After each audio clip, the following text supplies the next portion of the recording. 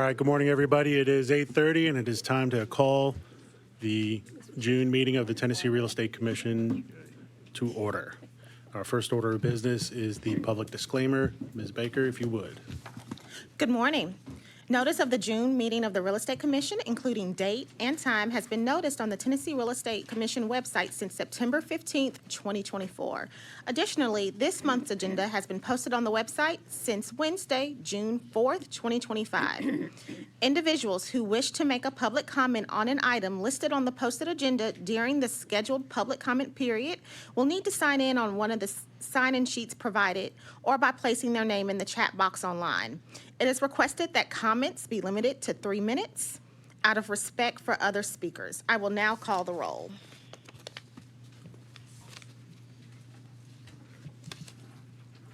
Pass me that roll sheet, please.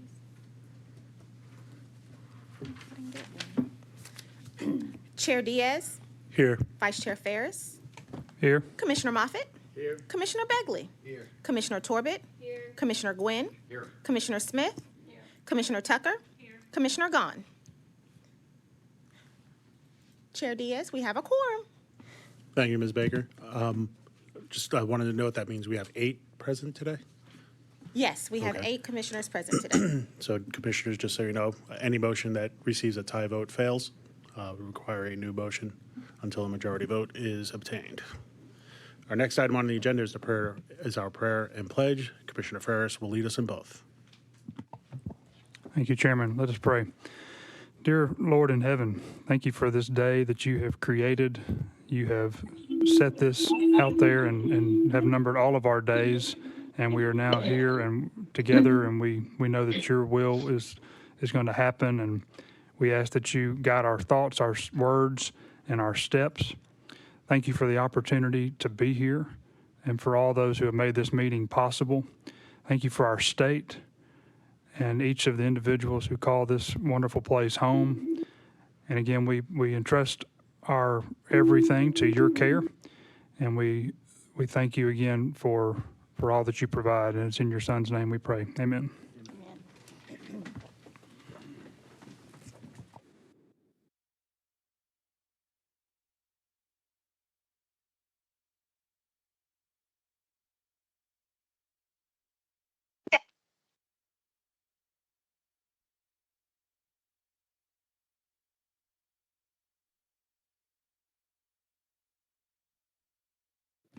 Thank you, Commissioner Ferris. Next, we will adopt our agenda. Are there any amendments to the agenda? Hearing none, is there a motion? Move to accept. Second. I have a motion to approve by Commissioner Gwynn, seconded by Commissioner Moffitt. All those in favor, please say aye. Aye. Any opposed? Hearing none, the agenda is adopted. Next is the minutes from our April meeting. Any changes to the minutes? Hearing none, is there a motion to approve? I have a motion to approve by Commissioner Tucker. Is there a second? Seconded by Commissioner Moffitt. All those in favor, please say aye. Aye. Any opposed? I abstain, I wasn't here. That motion passes by a 7.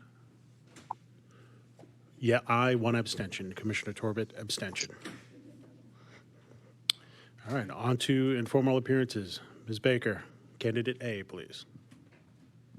If you would allow me to call the roll for the informal appearances, just to make sure everyone is here. Please First, proceed. do we have Caitlin Hawley and Principal Broker Amanda Green with us today? Yes. I'm here. Okay, great. Yes. Candidate B, Guy Hardaway, and Principal Broker Kenya Flemings. Are you all here today? Okay. And then Candidate C, Andrew Sullivan with Principal Broker Jacob Price. Okay, we have 2 of the 3 informal appearance candidates today, so we'll begin with candidate A, Caitlin Hawley. She has taken and passed the acquisition agent exam. She is before us today due to a theft of property conviction. Her statement and letters of recommendation can be found on your iPads. Chair Diaz, would you like to go over the sequence of events for these Sure. informal appearance candidates? I will, thank you. So the way these work, candidates and principal brokers, is that you will be given time to provide a statement of circumstances that caused you to appear before us today, and then commissioners will be able to ask you questions And then your principal broker will be able to do the same in support of your application. And then commissioners will also be able to ask questions of your principal broker. After that, there will be a motion, there will be a vote, and the results will be the results. If there are no questions, then we will go ahead and proceed with candidate A. Ms. Baker.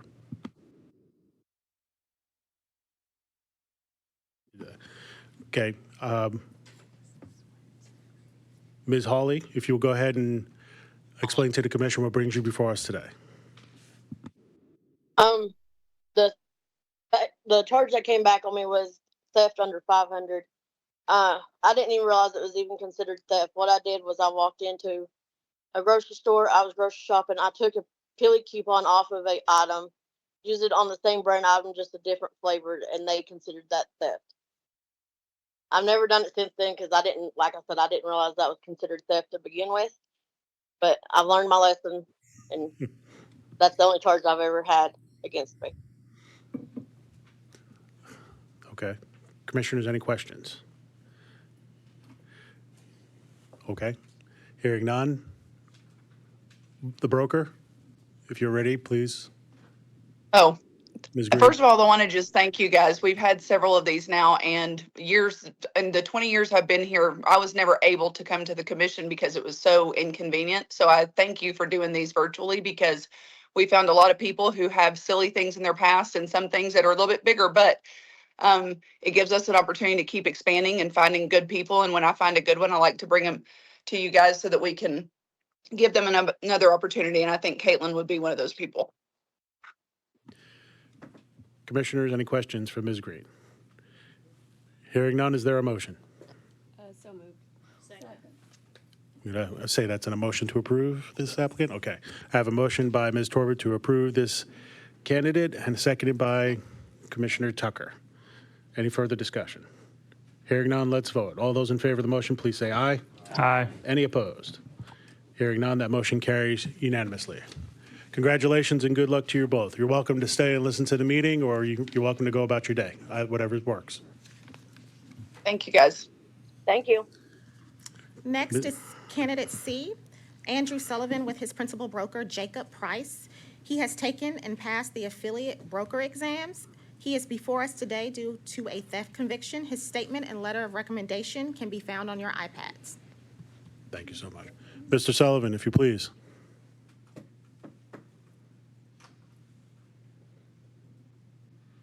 Mute. Unmute yourself, Andrew. Mr. Sullivan, will you please unmute yourself? We are unable to hear you.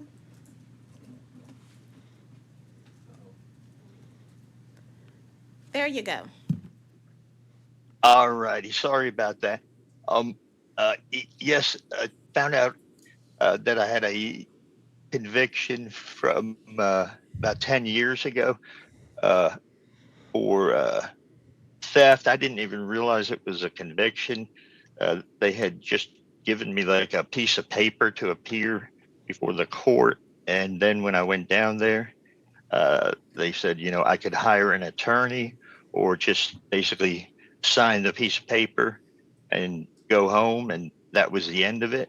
And that's what I did. And I've worked for the U.S. Post Office for the United States government since then. I've worked in IT and handled, you know, all kinds of sensitive documents when I worked for the post office. You know, I delivered hundreds of packages a day. I represent, in my opinion, no threat to anybody whatsoever in any way. And I am a good person that would never take anything from anybody. And I feel as though I would make a good real estate agent and a trustworthy one.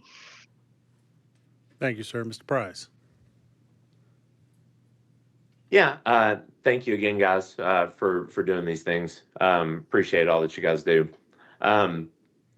Andrew didn't even kind of necessarily know this would pop up as an issue, and when it did, we kind of went headlong in figuring out, hey, are you the good character individual that we expected you to be? Everything points to yes as far as that goes. sounds like it was really similar to the last candidate. Honest mistake that then kind of got pencil whipped through, and Andrew didn't have an understanding of what he was signing versus what was happening. But my understanding is it was an honest mistake that happened 10 years ago, never happened before it, never happened again. And I find Andrew to be a very high character individual that I trust. I don't have any of these concerns that this would be an ongoing issue or that there would really be any character issue moving forward. Thank you, sir. Commissioners, any questions for Mr. Sullivan or Mr. Price? Hearing none, is there a motion? Move to approve. Second. I have a motion to approve by Commissioner Gwynn, seconded by Commissioner Moffett. Any further discussion? Hearing none, let's vote. All those in favor of the motion, please say aye. Aye. Any opposed? Hearing none, that motion carries unanimously. Congratulations, Mr. Sullivan, and good luck. Thank you very much. Thank you, guys. Thank you. Next on the agenda is our waiver requests. Ms. Baker? Thank you. We have two waiver requests today. The first waiver request is Danisha Wellington. Ms. Wellington is seeking a medical waiver for $1,100 in fees and the retesting, and the waiver of the retesting requirement since her license has been expired over a year. Her license expired April 3rd, 2024. She has only taken 3 hours of CE, and that was during her last renewal cycle. Her statement and letter from a physician can be found on the iPads.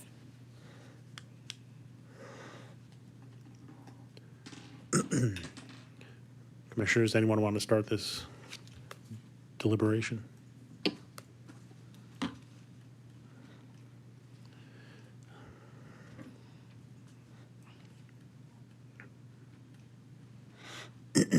So go ahead and spell out the timeline for us. So her license expired. Correct. Her license expired April 3rd, 2024. So it's just been a year. Correct. And she contacted our office April 22nd, I believe, 2025. Okay, so her license had expired by a couple of weeks. Her license had expired over a year, Over a year plus. about 53, 54 weeks. Okay. And since And it's she been only had- over a year, those are Yeah. typically retest and reapply candidates. Typically. And she only had 3 hours of CE. Yes. I mean, I read the message from her doctor.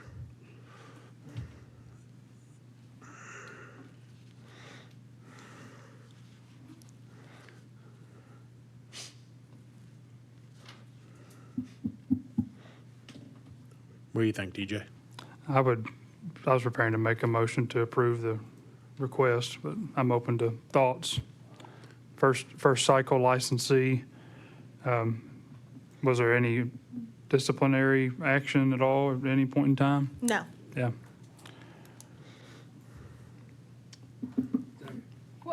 No, hold Is on. that, We're not giving Memphis to Arkansas here. Come on. Potential motion. Okay, so, but the fee is $1,100, correct? correct. So our option is deny or accept a reduced amount of fee or accept the fee and reinstate. So we have a lot of options here. Well, You have correct? a gamut of options, yes. Well, and again, I feel for the circumstances, but there's always, in the course of that 2-year cycle, there's always that opportunity to retire the license and stop the clock and allow the circumstances you're encountering, the difficulties you're encountering, medical or otherwise, to pass so that you can pull it off the shelf, get caught up, and not incur the fees and not trigger an expiration and start your license to degrading. I mean,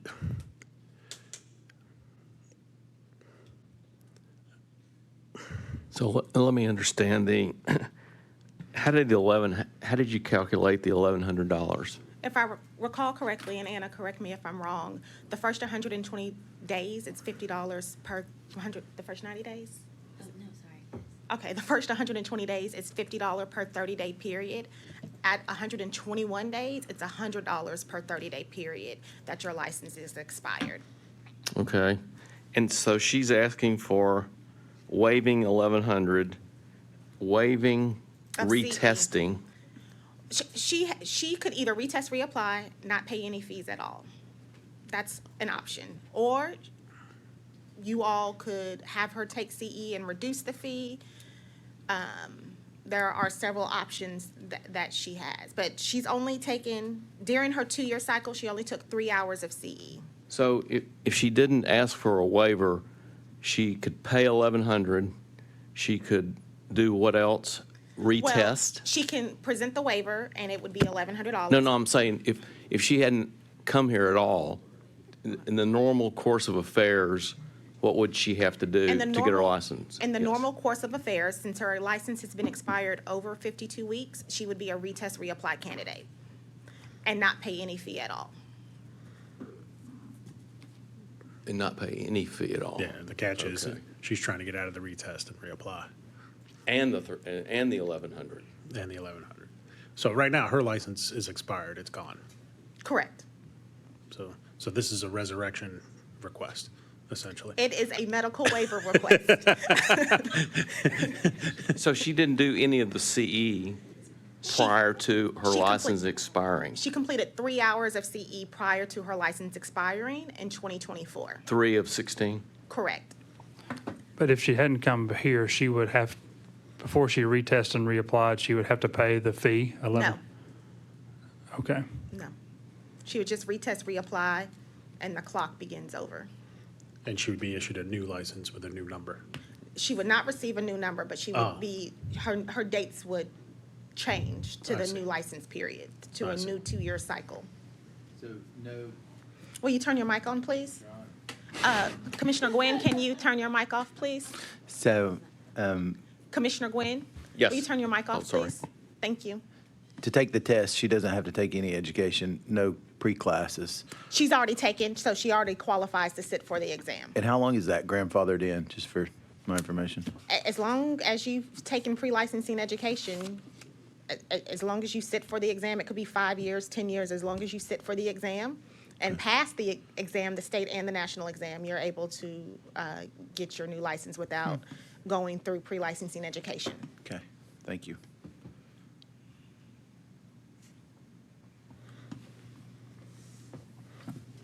Any other questions? Go ahead.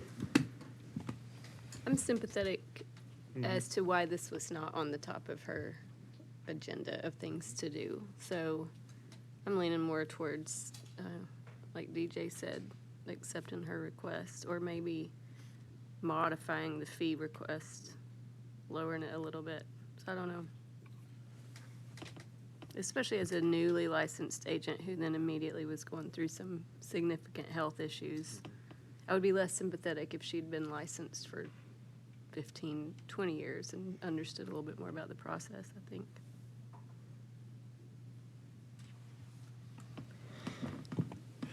So, So she still needs to get 13 more hours to be, She's requesting waiver for that, I believe. Let me review her message one more time. I think she's only requesting the retesting. She's also the retesting and the $1,100. But she still do the hours. But she still do the 13 hours, because you gotta have continuing education. I would hope that you all feel strongly about continuing education. It is very important. Yes, we do. Oh, excuse me, yes, I do. I'll make a motion.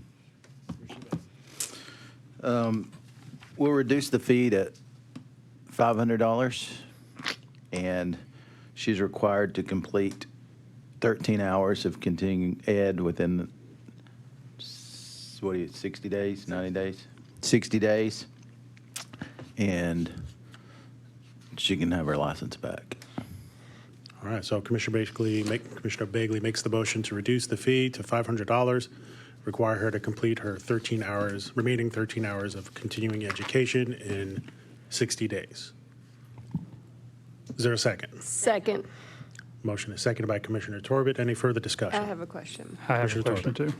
So let's say she doesn't accept that. And if she decides to just retest and reapply, she has no fees, and the clock would start over with the continuing education. So she would have 2 years to complete 16 hours? You are correct. Okay. I feel like that's a fair choice if she, okay. Okay. Was there Commissioner another Ferris? question? Clarification. So if she accepts it, what's the date that her license starts again? Meaning, like, today's date, or does it go back to When she, an April date? Or when she is she already? completes, Yes. council just advised me when she completes her, her CE requirements. That's when it starts? Correct. Okay, And pays the fee. all right. So then she would have been out, let's call it,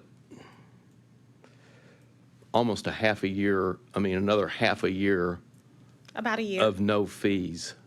Yes. Oh, I Okay. see what you're saying. Yes, sir. You are Yeah. correct. What about the expire?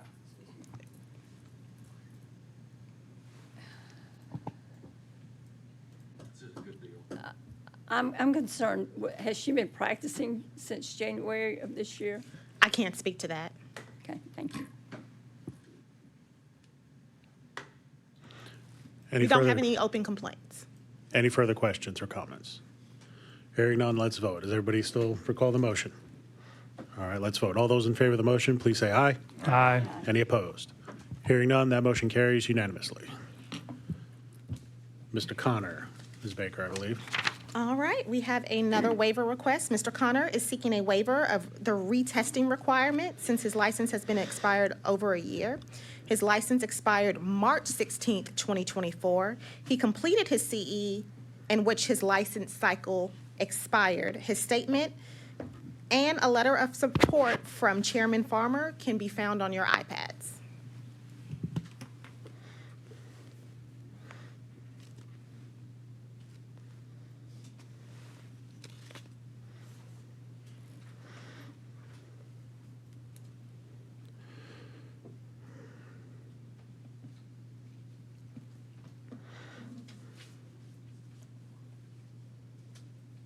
So this applicant was, or this waiver request is, he completed all the other requirements except paying the fee? Is that, He completed TREC's requirement of continuing education. but not the fee? That is correct. He did not request his license to be renewed in 2024 when his license expired. His statement can be found on page 4 of the PDF on your iPads. He mentions that there was some type of oversight. So does he claim to have paid the fee, or does he claim to not have? He did not pay the fee. He did not reapply for his license. He did not pay the $75 fee. And he doesn't claim otherwise? Correct. Okay. And it says in his statement, he says, "I am writing to respectfully request the opportunity to present my case for the reinstatement of my Tennessee real estate license without the retesting requirement, because it's been over a year, and with a fee-based solution due to extenuating circumstances beyond his control." He doesn't go into those circumstances, but he does acknowledge that there was some type of communication error. I did check our files. We did send him a notice 3 months out that his license was expiring. Did that go? Or 3 months out from renewal? Or Correct. Okay. And that was the same email that's on file, We correct? send a postcard, a blue Postcard. postcard to the Right, The firm. blue card? Mm-hmm. Okay, thank you. To him and his broker, correct? It's sent to the office. licensee. Okay. Correct. What firm is his license with? Ooh. Let me look that up.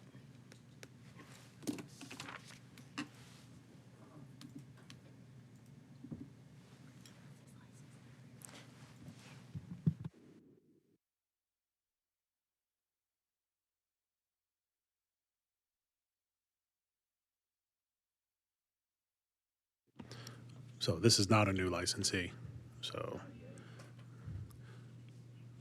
I mean, he's got a couple of renewal cycles under his belt. He is with Firefly Realty and Rentals, LLC. Any history? Not disciplinary, no. There's no disciplinary history. I mean, without knowing the circumstances, it's kind of hard to have a full understanding of why he skipped paying the fee. He knows to pay the fee. And he paid his insurance, correct? According to his statement, and we do have an active insurance on file for him, yes. So, but he didn't pay his insurance. Commissioner Begley, if you would turn on your mic, please. Sorry. So he did not pay his insurance for this year yet. I believe he has. Let me double check.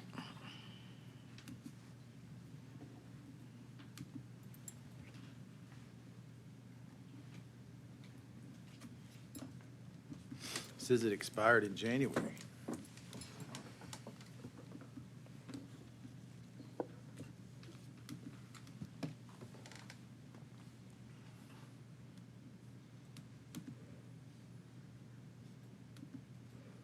You know, expired, yeah. I am checking on that right now.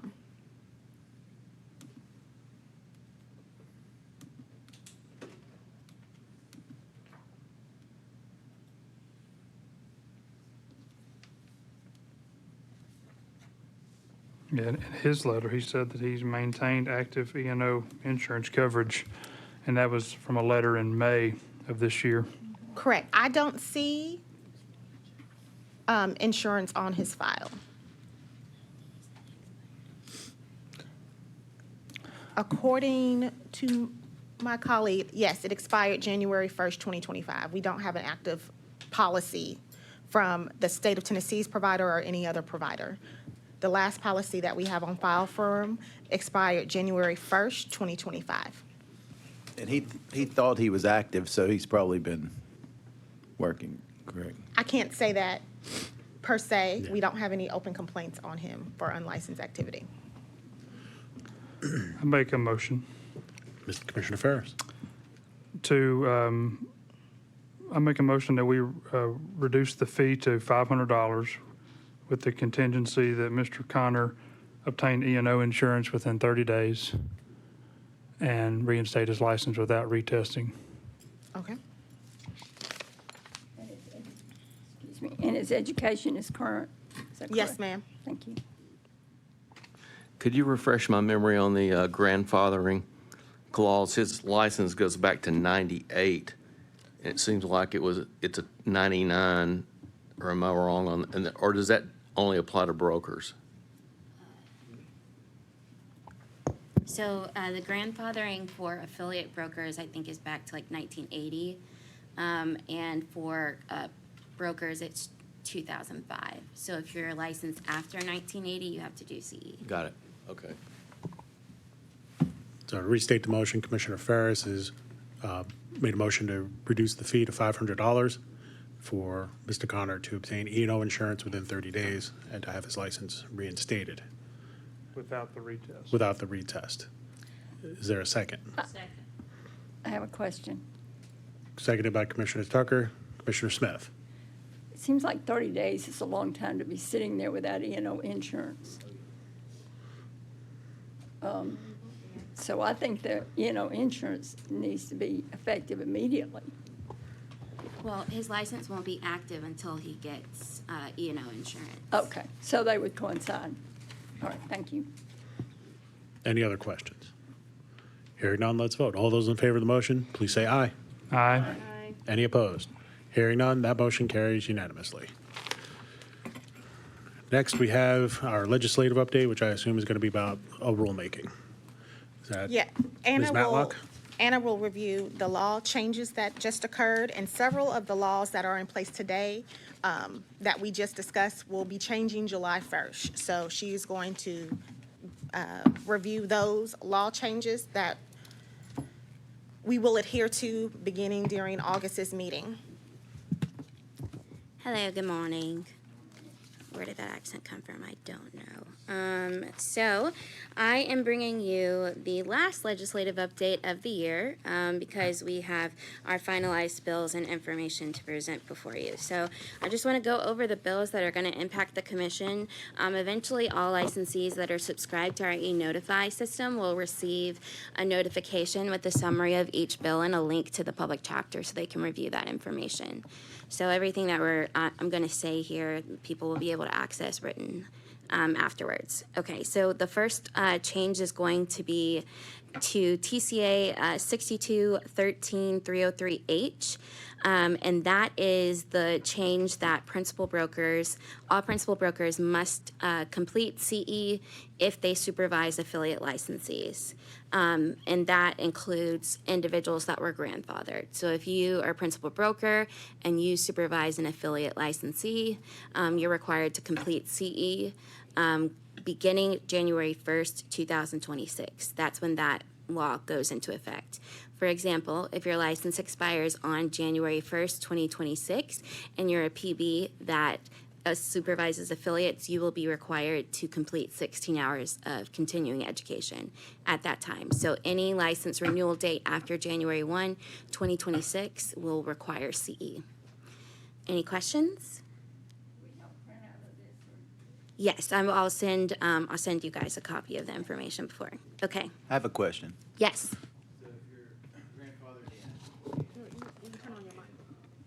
You're not managing an office, but in 3 years, someone asks you to manage an office. You just need to catch up some CE at that time, or? For the next renewal cycle, you'll need to complete continuing education. So that will coincide with your renewal date. So it won't be backdated. So like the years beforehand, you won't have to do that CE. You'll just have to do the CE for the renewal cycle at hand. For the record, I'm grandfathered, but this is it's a good thing. I mean, need to keep up a little bit if you're managing people. Everyone should do CE. So the regular CE that a principal broker that is not grandfathered in takes, would that qualify for the CE, or is there other courses that they have to take? No, it's the same CE. No, Same CE requirements, okay. no requirements have changed there. Okay. Okay, the next change is going to be to TCA 664401 through 664403. So Title 66 is the property chapter, is the property title, and this one is related to wholesaling. So basically, everything that we talked about before is going to be codified in that chapter, and that bill went into effect on March 25th, 2025. So essentially what it states is that individuals that wholesale are permitted to do so if the buyer discloses in writing the nature of the buyer's equitable interest and the seller of the property, the buyer's intent to market their equitable interest, and the date of assignment 3 days prior to the effective date of that assignment. So those are the requirements now. Failure to do so would result in a cause of action, but that has a statute of limitations for 2 years. And cause of action would be in Chancery Court? Yes. Okay. Okay. The next one is going to be to TCA 62-13-201D6. And that is the provision that is going to remove the requirement that the governor strive to appoint a member of a racial minority to the board. So now the statute will just state that the governor shall strive to appoint one member over the age of 60. So that change went into effect on April 24th, 2025. Any questions? Nope? Okay, great. Notice how I didn't look up for any questions. I'm just kidding. No, of course, if you have them. Okay, and so this one is the last one, and it's going to be a bulk of our changes. So there are several changes that are going to affect in this one. This was in an administrative bill called Less is More Act. And so it's going to make changes to several of our provisions. It's going to make changes to 6213-201C, 6213-303D, and 6213-318D2, and lastly 6213-319A and C. So the first change that is going to be amended is 201C, and so that provision has been deleted, meaning that the commission is no longer required to meet in each of the grand divisions per year. Please hold all questions to the end. Just kidding. The next provision is going to be to 6213-303D, and that is going to state that each applicant that passes the examination must submit their application within 1 year or re-examination is required. So right now it's 6 months. That's going to change to 1 year, but also we're adding the language that the commission has the discretion to waive this requirement. So if there's someone that you see beyond that date, they would come before you and inform waiver or something request, and you have the ability to waive that regardless if it's more than 1 year at that point. But it's up to your discretion at that point. So the next one is going to be to 6213-318D2. And so this is a change to lapse of renewals. So lapse of renewals of licensees. So this is going to expire to persons in temporary retirement and those that are not in temporary retirement. So first I'll go over the temporary retirement questions, changes. So it's going to state that there are 2 different options for individuals to complete, to remove their license, make their license again active after it's lapsed in retirement. Because while you're in retirement, you're required to renew your license. So the first one is payment of all fees and back fees and penalty fees, renewal fees and penalty fees. And then there are 2 different options that the person has in addition to that. The first one is that they would submit proof of completion of all of their continuing education during this time period, or that person has the option to complete a 30-hour continuing education course approved by the commission. So if someone's like lapsed in one renewal cycle, they probably might want to just complete the 16 hours. But if you're lapsed more than another cycle, maybe consider the 30. It's up to them. Just depends on whichever is best for them. The next one is going to be to 6213-319C. And so similarly, with our temporary retirement individuals, we have changed to the renewal path. So first of all, the statute, this applies to individuals that have been expired for more than 2 years, but are not in retirement. Also, so the changes would be that they would have to pay the renewal fees and penalty fees, and then required to complete the 30-hour continuing education course in order for their license to be set back to active. And also the penalty fees for this provision are capped at $1,200. So all of these changes will go into effect on July 1st, 2025. Any questions? So to go back to the first one about requirement to meet in the 3 grant divisions. Yes. So it's not the requirement, but we have the option to? And how is the department going to interpret that? Are they going to, if we want to continue to meet in the grant divisions throughout the year, will they, I'm guessing it's a question of money at that point and staff availability and all that. Yes, and we'll actually be discussing the October meeting since this is going into effect July 1st. We'll be discussing that during the executive director's report. Okay. All right.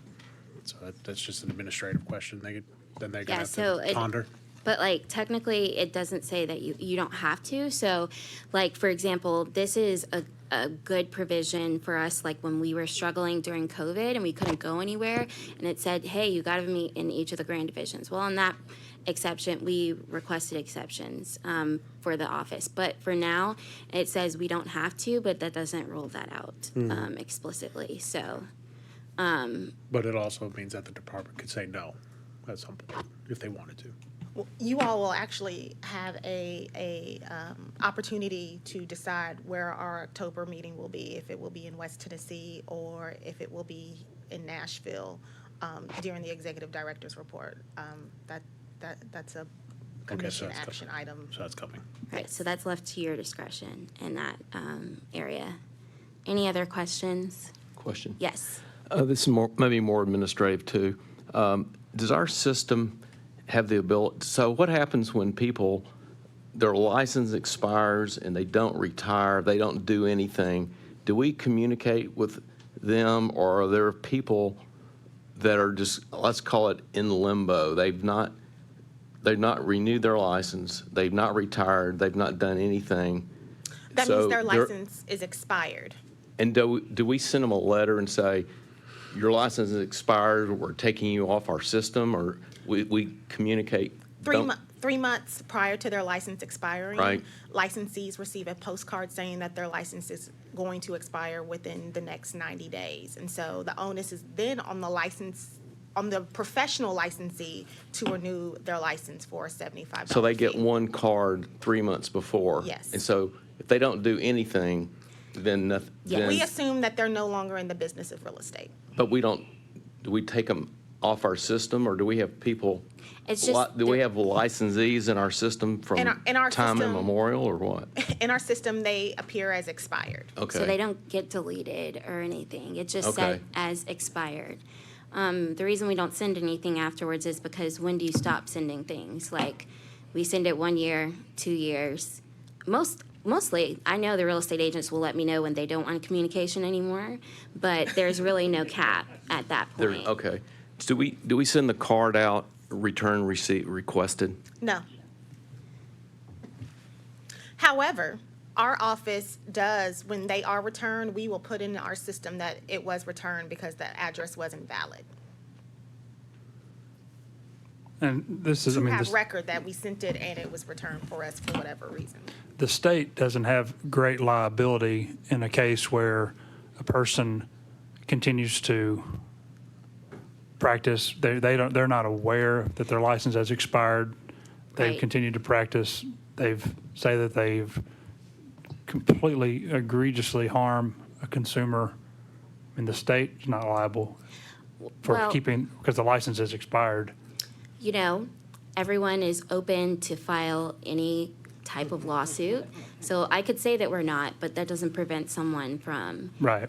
filing a lawsuit. But technically in that provision, depending on the circumstances, we would not be in that circumstance because we've let the individual know, hey, your license is required at this point. And then also, I want to say that unlicensed activity might be a misdemeanor. So like it depends on how egregious it is to be taken into consideration at that time. So it's mostly on their Right. behalf. Yeah, and I definitely do agree that it is on the onus of the licensee. And yet I recall some conversation in recent months where there was at least some discussion amongst us here in the meeting or in a meeting about could we send another tickler? Could we send another notification? And, people, our society's at an all-time high of distraction.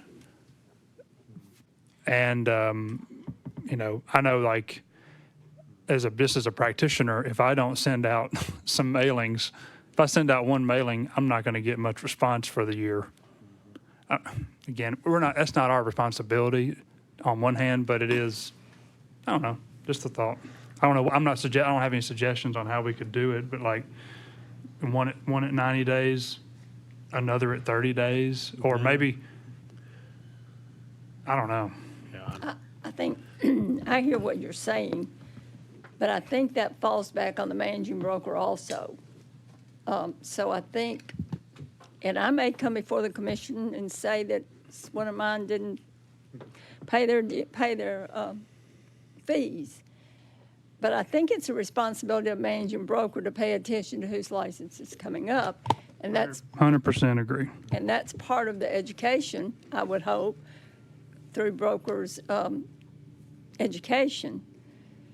So I think there are two issues. You've got a managing broker that needs to be paying attention. You've got an individual who's depending on this license for a livelihood, we assume, because we go in this as a profession to make money.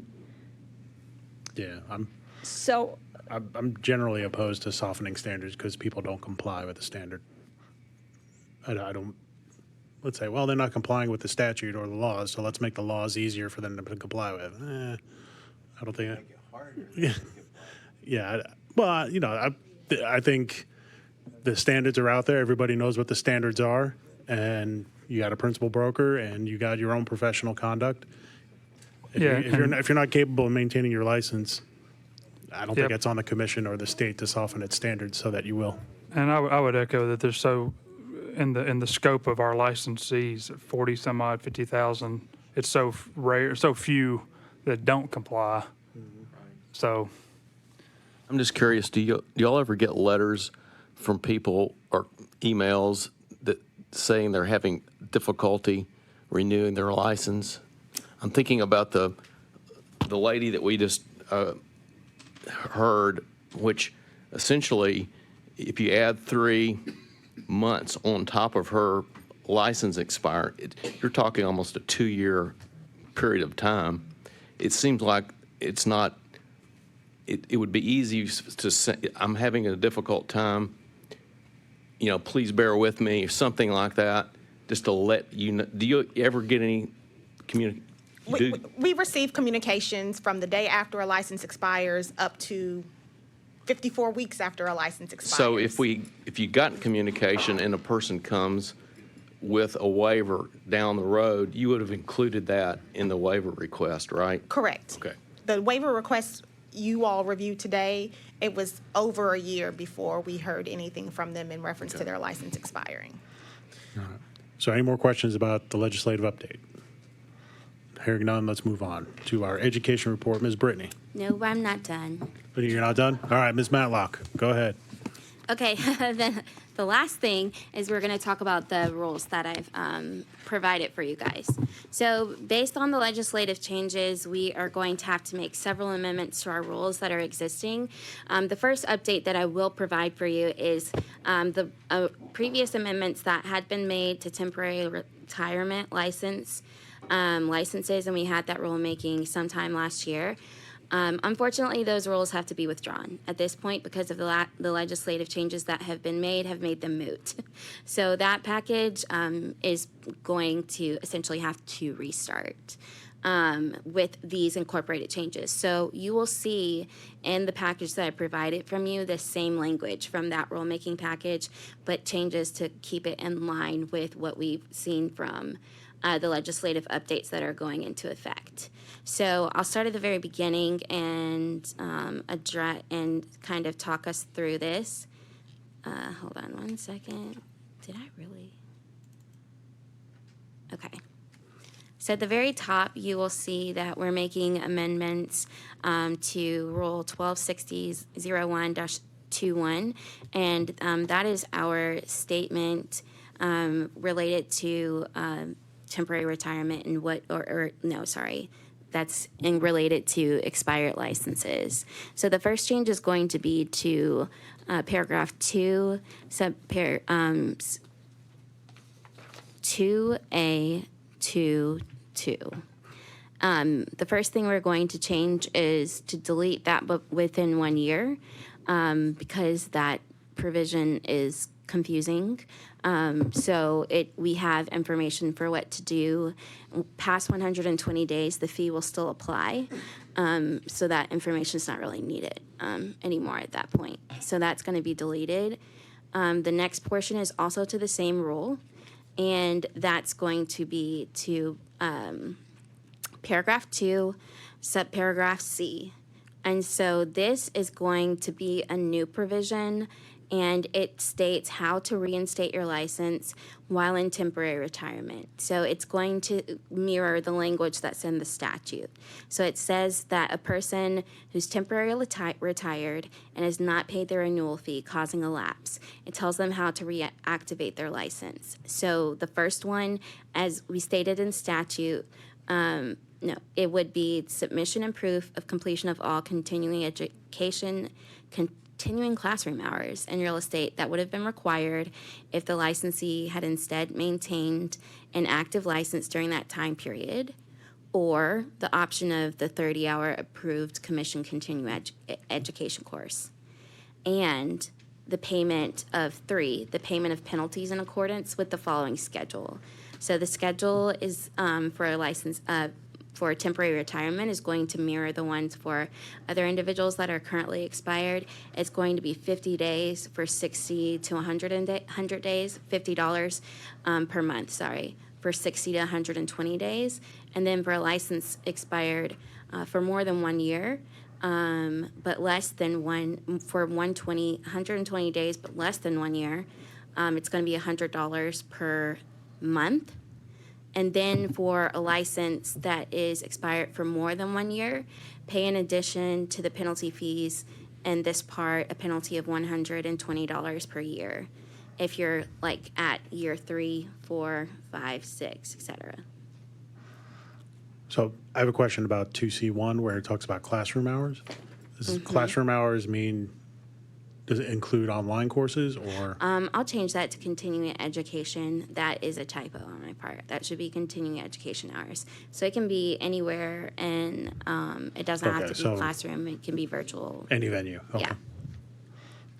Thank you. Thank you. Thank you for catching that. And then 4 gives us guidance on how to calculate those fees. And so it states they'll start accruing on the first day after license expiration and will be assessed every 30 days. And then they accrue until a reinstatement order is signed or proof of completion with all of the prerequisites are required until 12 months past the expiration date, whichever comes first. And then the last one states that a license issued, a reinstated license will be issued back to their original expiration date upon satisfaction of requirements. So your expiration date's not going to move forward. It's going to be what it was before. So you're losing time. So renew your license. That is my rule. So that's interesting. So you can complete your renewal requirements and then like the next day you might have to renew it again because if you, it I goes mean, back to the original expiry Right, date. but that's not anything that new. That's kind of already in there. Any questions on that part? Okay, the next one is going to be, there are going to be amendments to paragraph 3. And currently, that paragraph is just one paragraph, and that was the 1 year standard. Well, that's now been changed to 2 years by statute. And then also the additional information shall apply. So this mirrors the new statutory language as well. So it states that a licensee in good standing with the commission whose license has been expired for more than 1 year but less than 2 can reactivate their license upon the provisions of the following. And so it re-lists the penalty schedule back in paragraph 2 that we just stated. Completion of commission-approved 30 hours of continuing education course. And it states that a broker that does not supervise affiliate brokers as stated in this shall be exempt from the requirements of this part of the rule.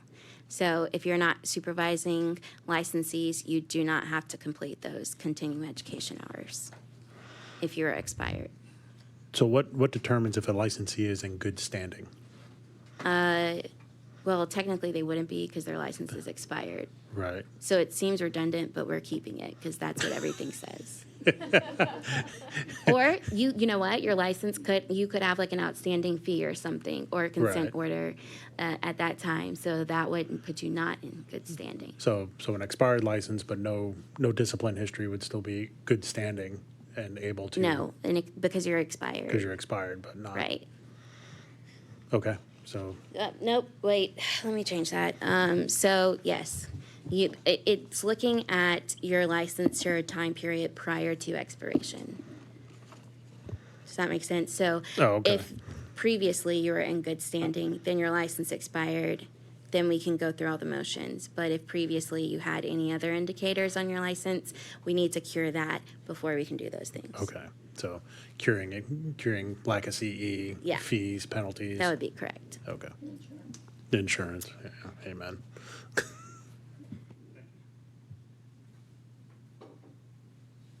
Yes, and then the last paragraph states that applies to individuals that are in temporary retirement.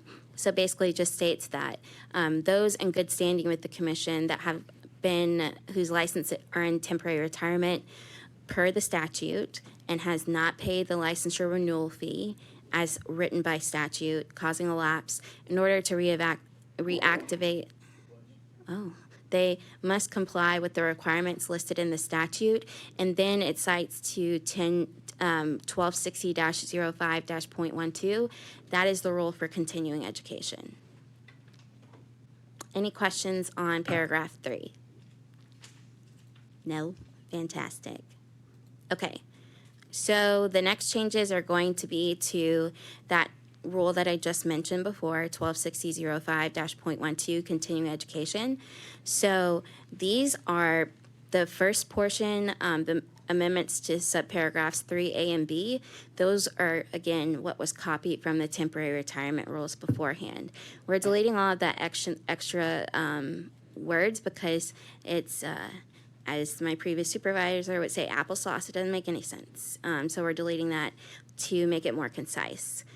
So basically, it'll just say an affiliate whose license was issued on or before will not be eligible for renewal until they satisfactorily complete at least 16 hours of continuing education during licensure cycle. And then it states a broker whose license was issued on or after January 1 will not be eligible for renewal unless the broker satisfies at least 16 hours of continuing education. If you'll note, these provisions apply to individuals that are not grandfathered. So that's why it states it doesn't include the provisions for real estate brokers that supervise affiliate brokers because they are required to complete CE because they're not grandfathered. So this originally was written post-grandfathering. And so we're just making amendments to make it easier to read. Any questions? Okay. I have a question. Yes. When will the new books come out, and will this change be in it? Well, honestly, I'm not in control of that. That's Lexis, and I don't really think they should make changes to the book until at least next year. The reason I say that is because while most of the statutory changes go into effect July 1, we do have statutory changes that go into effect on January 1, 2026, and then this rulemaking package is also pending too. So until this is done, the rules that so technically it could be issued January 1st, 2026, but then it would need to be updated later that year whenever these rules go into effect. So we're kind of in flux here. Is there an online version of the book? Not besides the an statute? online version of the book, but if you go to the commission's website, it will give you a link to LexisNexis, which is a database that houses all of our statutes, and you can click on there to see the most up-to-date version of the statutes. But not an aggregated version of. Right, not an aggregated version. Those are copyright situations, and so LexisNexis, the people that make the book, they have that online available to you. So that's why they're able to make this like copyright provisions, but I wouldn't be able to give you that because it's copyright infringement. And don't forget, we also have our retrospective rule changes that are pending right now. We're waiting for the Attorney General to sign. Those hopefully, prayerfully, will go into effect sometime in September, not September, October. So we've got a lot of different changes that are coming to our rules and statutes. The thing that I can tell you is that our rules will always be up to date on the website. In the Secretary of State's office, they update those rules when everything is completed with government by the effective date. So that will be completed. Now, the statutes, they also update, but it takes time for those updates to come because the statutes are amended by the Tennessee Codes Commission. They don't move as expeditiously as everyone else. So right now, for these new statutory changes, I don't have new updated statutes to review. So I'm looking at public chapters and things to keep in mind. Okay. The last one is going to be also to Rule 1260.05-.212. That's for continuing education. And we're adding those continuing education provisions for individuals that are in temporary retirement. So we're creating those two new paragraphs. It's the same language that mirrors the language in the statute, saying if you are temporarily retired as per statute, what you are required to do for continuing education. So it states, a licensee must complete 16 hours prior to removing their license from temporary retirement, and that no additional CE is required until the following renewal cycle. And then it states the continuing education requirements in this rule do not apply to a licensee in good standing with the commission at the time of temporary retirement. They fail to pay a license renewal fee as required by A2, resulting in the lapse. In order to reactivate their license, they also have to comply with 318D and then 1260.01.212C3. So if D2, 318D, that's where it states that you have to complete, pay the fees, and then the 30-hour course, you complete the 30-hour course, or you do the 16 hours of CE, whichever is due at that time. And then 1260.01.212C3 is above on the next page. And it's just setting out the requirements. And then this will state that the continuing education requirements in this rule do not apply to a broker whose license was originally issued on or before January 1st, 2005, and does not supervise affiliate brokers. So it's bringing that language in from the statute saying that if you're grandfathered and don't supervise affiliates, you're not required to complete continuing education. That's in statute, but we're putting it in Rule 2, because why not read it twice? Also in the bottom, you'll see that there, at the end of each rule, the authority, whenever we do a rule, we have to cite the statutes that give us the ability to promulgate that rule. And so you don't really need to worry about the authority, but you'll see that some changes are being made. Some statutes are being added that I think should be there.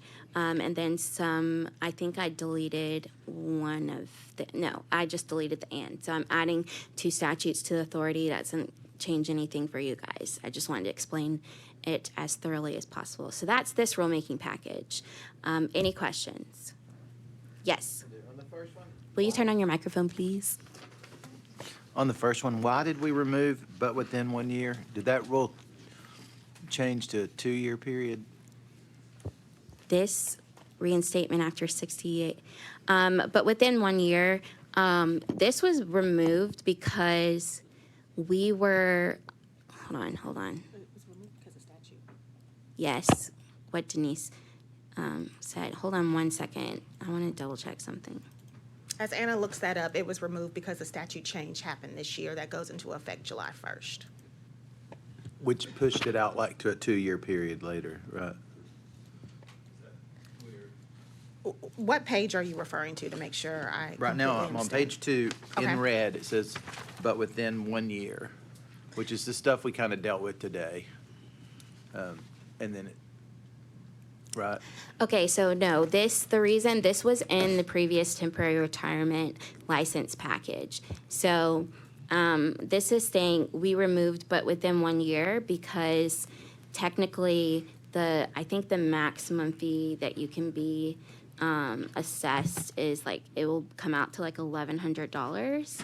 And so but with them, it still is in that same time period. But the way that it was written, I think this is one of those things where we were having parts of a month, how to associate those fees and everything. It doesn't essentially change anything. So up to a year, the fees will still accrue. And they have the right to just pay fees, get reinstated up to a year still. Yes. And it'll be just like today's stuff. Right, They'll be so doing- up to a year, it'll be, if you are expired beyond 1 year right now, until July 1st, it would be retest and reapply.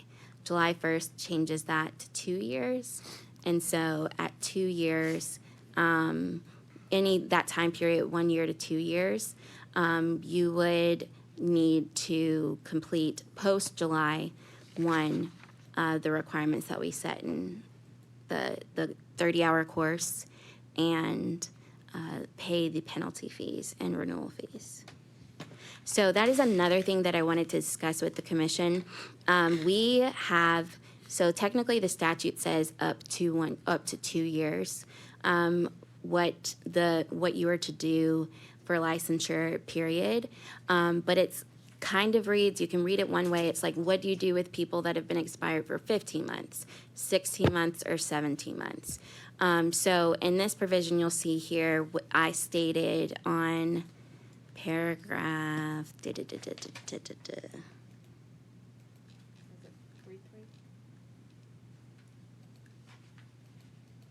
yes. No. Yes. Yes. So if you look at the top of page 3, Microsoft's moving slow, y'all. So if you look at the top and you look at 3 and then part 3 and then little 3I, I've written for the licensor, for a license expired more than 1 year, in addition to the fee, this is what is required. Hold on. They have to pay another 120 per year after the year. So It's only for 1 month, right? Sorry, it's the provision above. So, right above. So a license expired for more than 120 days, but less than 1 year, that should be 2 years. That's what they're required to complete. So it's like, we're trying to fill in the gap there by rule, but also we're going to try and make a statutory amendment to further clarify next session of what to do with those individuals between that 1 and 2 year period. I think we're okay, but just to be certain, that's what we're going to do next year. So the people between that 1 and 2 years, they're covered. and they've gone from 16 hours. If they're between the 1 and 2 years, they go from 16 to 30 hours and an additional $120. So the $120, if I'm expired for a year and a week, it's $120. Or It would be anything beyond 2 years. So if you're renewing your license has been expired for 3 years, then it would be $120 plus those fees per year. So it's for people that have, their license have been expired for 3, 4, 5, 6, 7, 8, 9, or whatever years. Do you expect to get a lot of people coming around after 3 years? I don't. You all have reviewed cases that, Yeah, I that, know that we has have. happened. Right, and that I was a remember one provision that distinctly, we, yes. if you remember when we drafted these a year ago, because I know you do, we came up with the $120 per year at that point for the individuals that exceeded that amount. so, last question, and we'll move on. Yeah, no, take all the time you want. So in these new rules, Yes, I've expired for 16 months. How much do I owe? you owe $1,200. 1220? 1220? Well, 1,100 plus 120. Is it, or is it 100? It's $1,200. That $120 doesn't come into effect until, Do you get the next year? yes, I need to change that to it, like this 3 year, I need to change it to 2. Like you see the little I, that was something that I missed because this is from the previous package. So that sub I3, it says 1 year, I'm gonna change it to 2. 16 months, it's $1,200, beginning July 1st, because the statute, if it's $1,200 if you're not in retirement, because the statute caps those fees at $1,200. For expired anything, it's $1,200 Right, between months 0 and 24. right. And at Unless- month 25, it goes up $120. Okay, so let me start. It's not that important. You'll tell us. No, when no, we no, get there. I can do it. I can do it succinctly. Are you ready? We're ready. Okay, so from days 30 to 120. So if your license has been expired for 2 months or 6 months, your penalty fee is going to be $50 per month. If your license was expired for 7 months up until 12 months, it is $100 per month.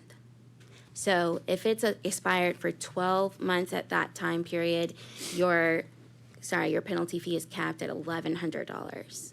So penalty fees no longer accrue at that point after beyond $1,100. between years 1 and 2, unless you're at year 3. And then it goes to 120 more 120 per year. additional. Yes. And that doesn't matter if it's in month 26 or month 34, it's still 120. It's 120 per year. Okay. Sorry about all that. No, you're fine. It is a confusing provision. So I know this is a draft of what's going to be in the statute, but are you interested in, does it matter, like typos and stuff matter in here, or? Oh, is there a typo? Well, no, it's just, as I was reading the part 3 of what we were just discussing, it says $120. Is that not right? I'm Says- just kidding. I'm kidding. Yeah, Yeah, I'll fix so, it. I mean- $120. I'll fix that. $100 So- and $20. I'll fix that. I'm also going to fix the 2 years in that subpart little 3. And then there is something else that The I need to. CE for classroom hours. Yes, I'm going to change classroom to continuing education hours. So those 3 things will be amended. All right. Good Any- job. Any further questions? So if there are no further questions, I do need a motion to move forward in the rulemaking package so we can Okay. get those approvals to move forward to a rulemaking hearing. Is there a motion? Move to approve. Second. I got a motion to approve the rulemaking package by Commissioner Ferris, seconded by Commissioner Bagley. All those in favor of the motion, please say aye. Aye. Any opposed? Hearing none, that motion carries unanimously. Thank you. Does that conclude your update, Ms. Matlock? Yes, for now. For now. Things could change. Things could change. I will say Anna has worked very hard during this legislative session to make sure that we kept on top of all the new statute changes as well as amendments that come through, some that we know about beforehand, some that we don't. So kudos to Anna for working hard this legislative session and preparing the proposed rulemaking changes. She's worked very hard on this package and previous package. So thank you so much for all your hard work. Thank you. Yeah, Thank it's you, Ms. very Allen. evident.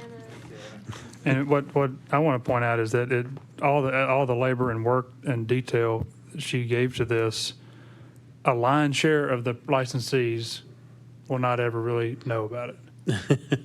Because most people comply and don't even, and it's second nature, they don't even think about it. But for the ones that get tripped up, all the detail is really important, so way to go.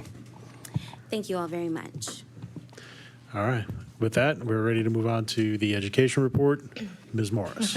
Good morning, Commissioners. Good morning. As you just heard from the legislative update from Ms. Matlock, there is an option now for a 30-hour course licensees can take in order to reinstate their license.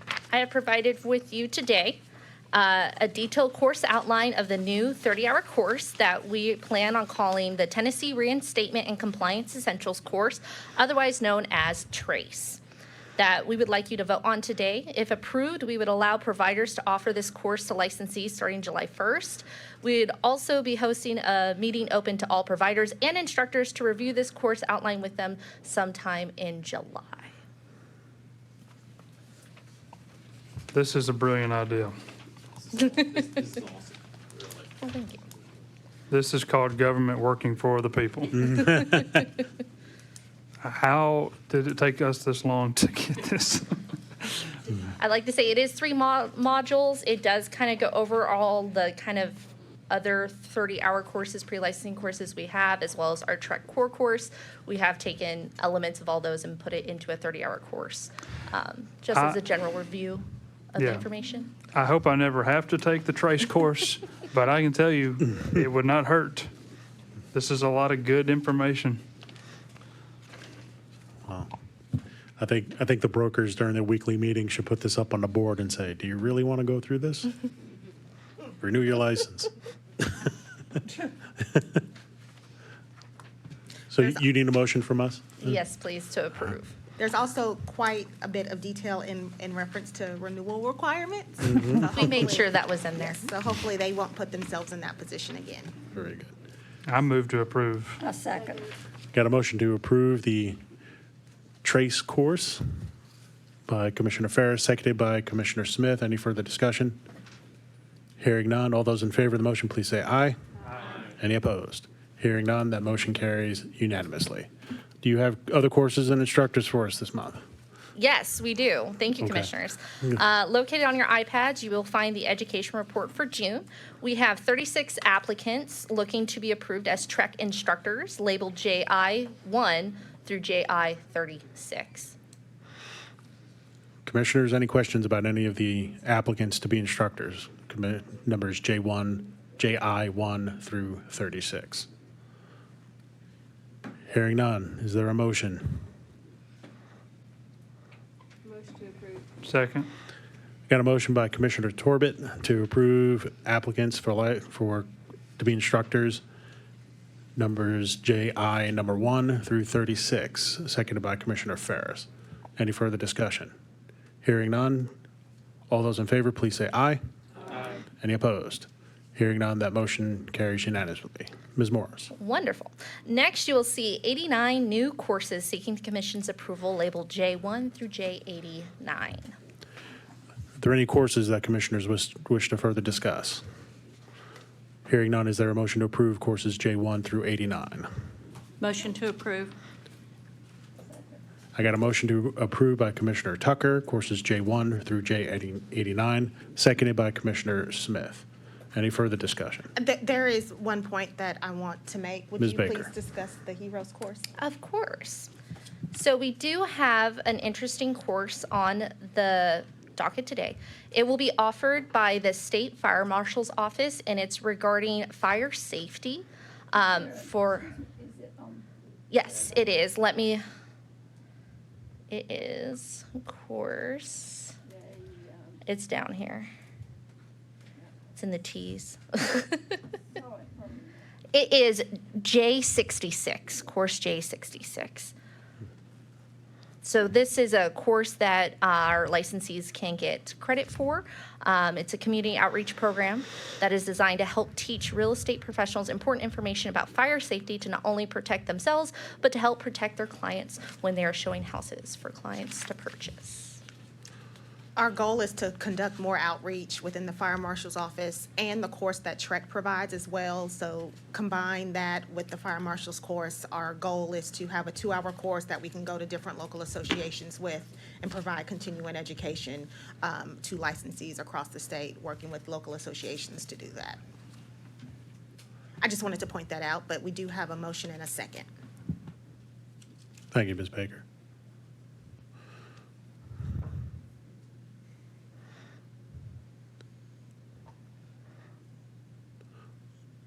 So in this course, is the State Fire Marshal's Office providing resources for potential homeowners, or Correct. So just information? Yes. So Okay. the instructor, Mr. John Perry, he is with the State Fire Marshal's Office. He is their outreach coordinator, and he will be giving out general information about fire safety. Right, but is it materials that are going to be given to licensees to give to their clients about fire safety? Yes. So he does have. licensees Okay. will have the option to sign their clients up for the HEROES program and send out promotional materials with their name and likeness on it that has safety tips and tricks for fire safety in someone's home. If you remember, we talked about this a couple years ago. I remember Their hearing it. initial launch of the program, so now there's just an accompanying continuing education course as well. Mm-hmm. Also, So the licensees are going to be in the position of being the source of the information, not the. yes. So real estate licensees are involved, the State Fire Marshal's Office and home inspectors, I believe, as well. Okay. All right. So we have a motion. It's been seconded. Does anybody want to change the motion? Okay. Let's go ahead and vote. All those in favor of the motion, say aye. Aye. All opposed? Hearing none, that motion carries unanimously. Ms. Morris, thank you very much. Thank you. Lastly, I just wanted to make sure you will find the exam snapshots of the pass-fail rates of all exam types for the months of April and May at the end of the education report. Also wanted to update you that because of the new legislative updates taking place majority at July 1st, Director Baker, as well as Ms. Matlock and myself, has met with PSI officials and reviewed all questions on the state of Tennessee course tests for affiliates and brokers to make sure that all the questions comply with the new legislative updates. Did you hear that? She said all questions. We reviewed all of them. So that was fun. We did strike some that did not make sense. But Yes. we did update. It was a The cache test- of nearly 300 questions. The That's- test bank should be up to date now. If you remember, Commissioner Ferris, Commissioner Gwen, you guys were involved with that. I got the opportunity to do it again. Thank you. And so they will comply, and the test should launch on July with the July July 1st 1st. date. Yes. Much obliged. And that concludes the education report. Thank you, Ms. One Moore. question quickly. So our pass-fail rate is not improving much, or if it's actually getting worse, or what do you think? What do you- It hovers around the 50%. 60. Yeah, 50 to 60% mark. Depends on the month. Sometimes it's under the 50% mark in about the 40s.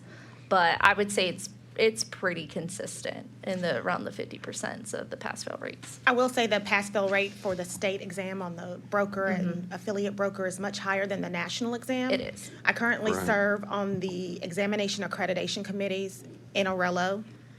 And so we are working on ways to get the national average up by providing the providers a job task analysis that we want their questions based on. So that is going to be a lengthy process in order to change the national exam, but I'm on the committee, a national committee that is working to make those improvements. You probably will not see them next year, but hopefully in 27, 28, hopefully those test scores will improve because the test will better align, hopefully, with the actual job duties of a real estate agent. So I'm pleased to be on that committee in Orello. I have one thing.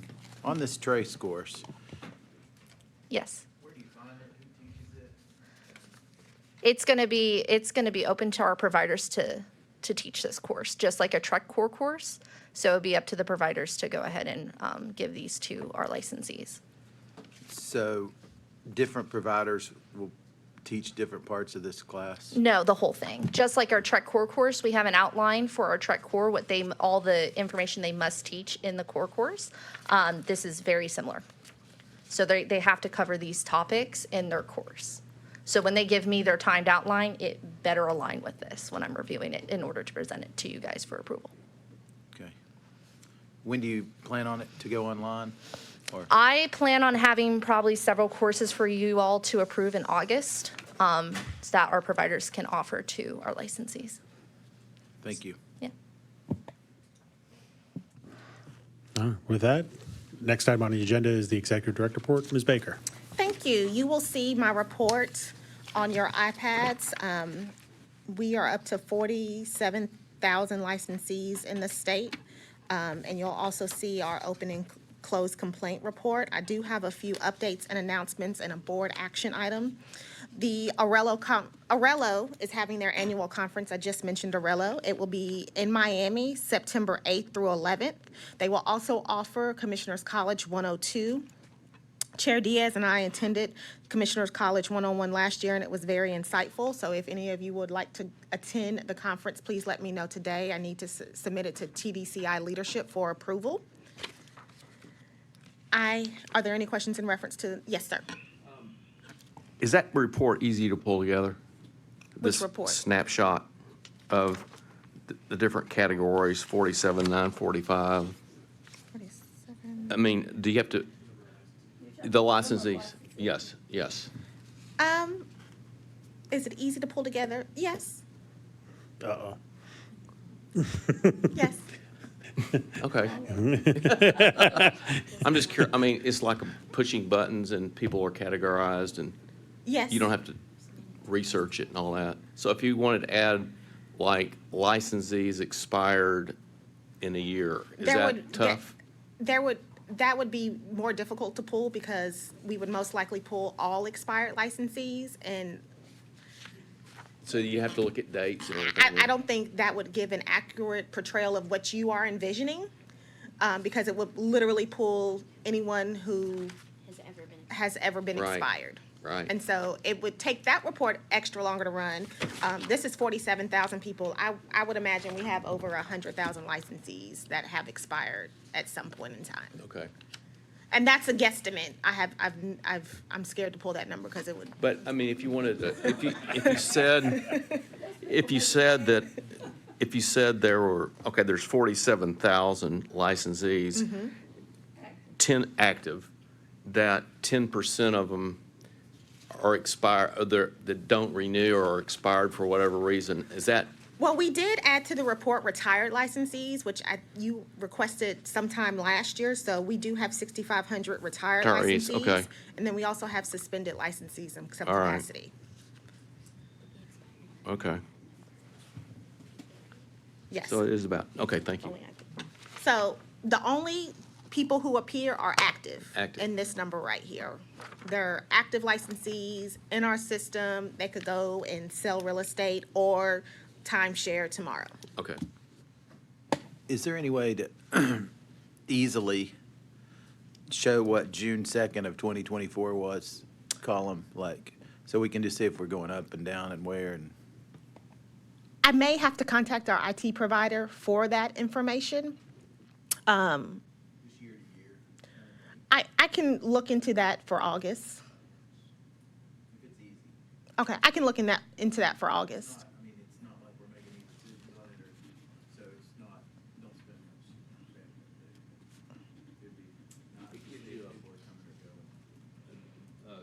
Earmark of the health, maybe, of the industry.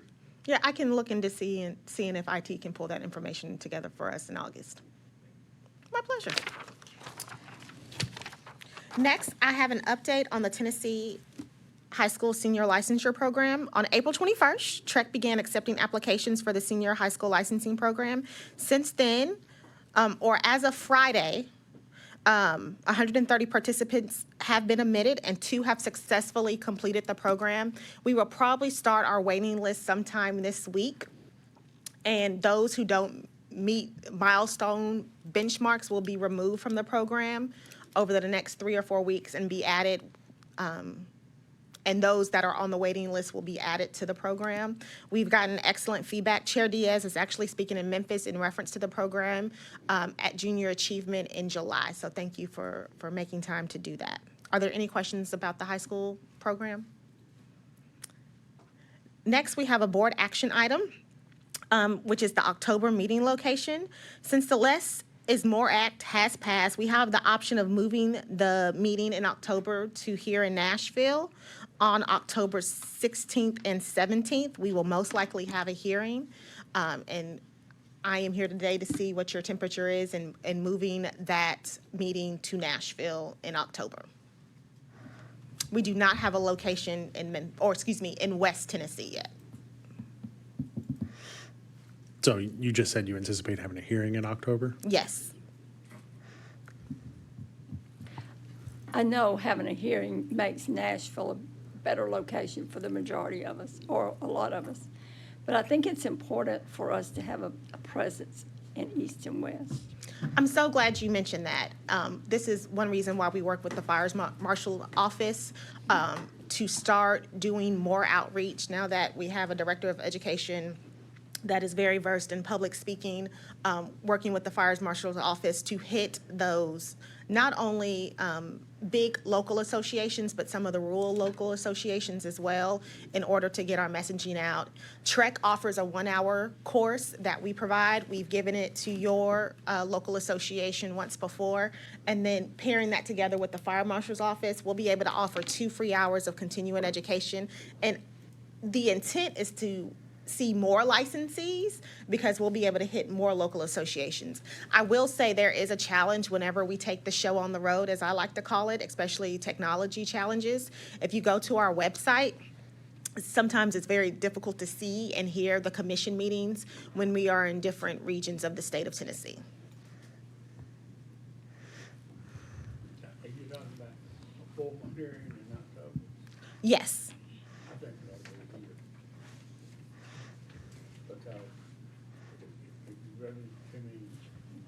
Because if you run in, thank you. I'm okay. If we have too many technology problems, it's gonna be really difficult on some of our places we've been. It can be challenging, for sure. And the formal hearing, I think, is very important.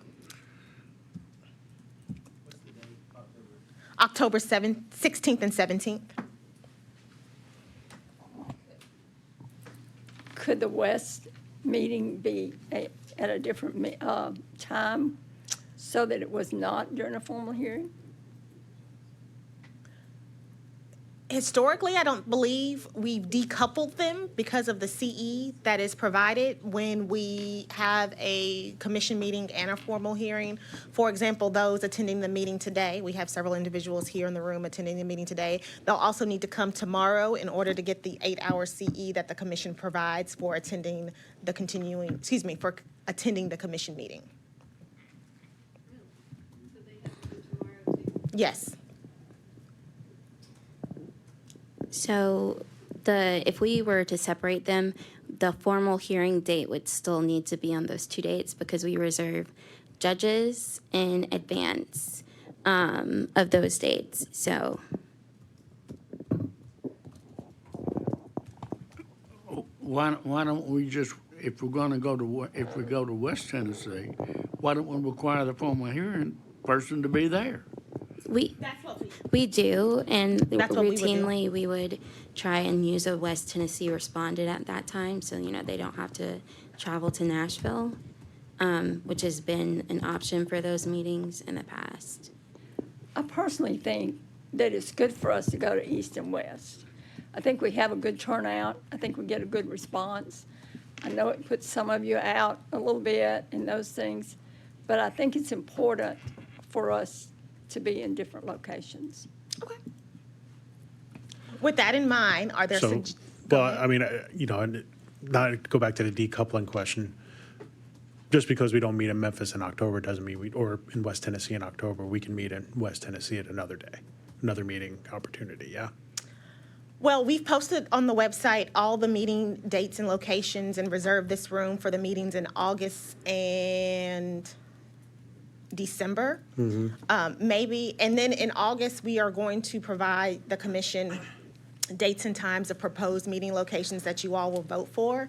Maybe it's something that we do every other year. We're in East Tennessee 1 year and then West Tennessee 1 year. That way, if we have 6 to 7 meetings a year, we are still hitting East and West Tennessee. It's just every other year instead of moving 2 meetings to different locations twice a year. Would there be an appetite for the commission to do that? With the meeting every other month. I don't think you're on. Oh, sorry. I like that better since we've moved to every other month, because that limits how many times we're in Nashville anyway. True. So I'm okay with that. Also, being from East Tennessee, West Tennessee is so far. And vice I can say the same thing about Yeah, East vice versa. Tennessee. Those of us from West Tennessee feel the same. Exactly. So would there be an appetite, since we've had an East Tennessee meeting this year, is there an appetite to move the October meeting to Nashville and then in 2026 committing to going to West Tennessee sometime in the spring, maybe even in conjunction with the Strawberry Festival somewhere? Go. That's good with me. Yep. Well, I mean, since our meeting in East Tennessee was in April, and we're going to try to go to this every other year thing, it probably would be nice to have the West Tennessee meeting in April of next year. Correct. Or Strawberry Festival. Is in May. That's close. what's wrong with the fall this year, the way it's scheduled right now? Well, I mean- because it's a formal hearing, Well- and we have tech issues. And, We don't know if there's going to be a formal hearing yet at this time. right, we since don't know they that, just- but you're expecting it. It's possible. It's possible. We just need a location to figure out, which respondent to require where. So it's possible, but at this time, we don't have one scheduled. So it seems like, to be fair to West Tennessee, since we've already done East Tennessee in 25, that we should do West Tennessee in 25 as well. Then we can deal with 26 as a different subject, meaning Well- maybe we don't have any East and West meetings in 26, or maybe we do it or alternate or whatever. But if we don't, that just seems to me like, to be fair to West Tennessee, we should keep it the way we've got it. Okay. So, commissioners, I think Denise needs a motion from us to decide what we're going to do Is that a motion? in October. Yes, that's a motion. So, Commissioner Gwynn has offered a motion to keep the meeting for October 2025 in West Tennessee, location to be determined, As per the current schedule. maintaining the current schedule. Is there a second? Commissioner Bagley. So is there a probability of a formal hearing in October more than there is one in August or December? Or is it just like we could always have a formal hearing? Our disciplinary council is working, do you mind if I take that? Our disciplinary council is working hard on clearing the backlog of cases that we have on file. And so because of that, we've set aside a day in July to have 6 or 7 ALJ, it might be 8 ALJ types of cases. So those are E&O cases and unlicensed activity cases, the types of cases that you don't hear. And so what we're hoping is to be able to clear that backlog of cases that we have that is supposed to be brought before the commission. And so because there is an effort in order to do that, we hope to have some type of hearing every time we meet. That's the goal. So That's our long-term goal. is to have a formal hearing every time we meet That's the goal, to That's the clear out our backlog of for the disciplinary foreseeable counsel. future till we get it cleared? or And something like until, right now, there are 578 open cases. Yes. Okay. that. Is that cases from a year ago, 2 years ago, 3 years ago, or is that normal amount, or is that? My question is that, should we be shocked by that number, or if we would have asked that question a year ago, we would have had the same number? You would have the same number. The number, hello, yes, no? Didn't it say something? No, you're not. I don't know. Maybe I broke it. But we'll see.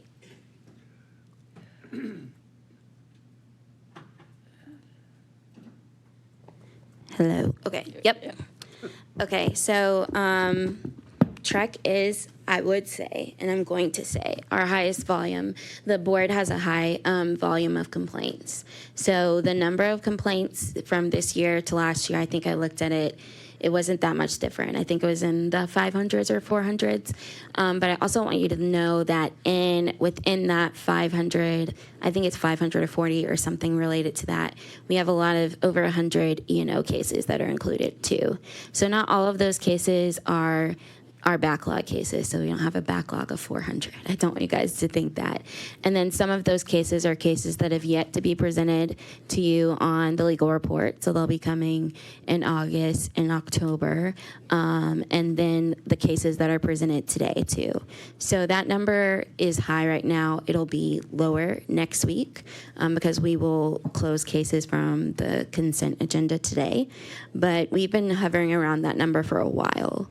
And we just have a large influx of complaints, but we do have a backlog of cases due to the previous, over how many disciplinary councils we had before. If you remember, I said it was like the defense against the dark arts position because we were rotating people in and out. But now that we have stability, we've been able to, I will say Kim and Ariel have done a really great job of getting those cases settled and closed. But then, of course, we have individuals that don't want to settle a case, which is their option. And so we have to set those for formal hearing. So it is higher, yes, but it is doable. It's just, I have a question. yes. If we're rotating east and west, is there a time frame when someone wants to come before the commission as a formal hearing? Could those that are related to a Right, we particular would try area- and coincide, if it's possible, we might have respondents from different areas. We would try and correspond the individuals from like where they're located. So if we're going to West Tennessee, we'll see if we have a case that's in that area. If we don't, then it would be a case, could be from Nashville or it could be from Knoxville, like the individuals travel here, if they're from Knoxville or if they're from Nashville. If you remember our respondent a year ago, they were from the Sevierville area and they came to Nashville for our hearing. So they come wherever it is, but if we're traveling, we would try, if it's possible, to set an individual that's in that area. And I can see the pros of doing it in your area, but I can also see that if there's 100 people getting their 8 hours and because they're we're in the show on the road, Right. they may not want They to might be not want to, but in that's their what, hometown. yeah. But that's what the rule is kind of now. So if anyone's attending today, they have to attend tomorrow too. And that information's been made very clear over the years. And previously, people did attend all day 2 meetings.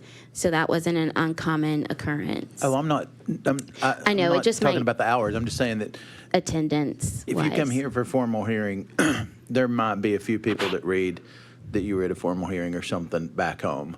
But if there's 100 people in your MLS trying to get their 8 hours, then the whole town's going to know by the time 5 p.m. They are, but So- they will know now too. The whole state will know when it's noticed. So I understand the optics. I know what you're talking about there, but infractions against there are consequences. So I wanted to ask you, when we were discussing the option to go to an every other month meeting, there was a brief conversation about possibly adding a meeting depending on workload. So I wanted to see if you had a threshold in mind in terms of open cases or cases that are about to be heard for us to add a meeting to the calendar. I don't have that at this time, but I can come back to you in August to see if we'll need to add a date this year. I don't foresee that happening. Okay. But I will talk to them for August to get more information. So you don't have a thought as to what that number would be? Like, is it double what you have now? Or Double of open cases that are waiting to be heard? Is there some number or some threshold that you have in mind for?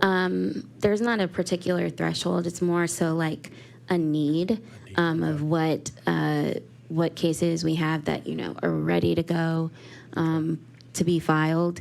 Not more so a number, because our numbers have been what they are for a while. So right now it's a need and a priority situation.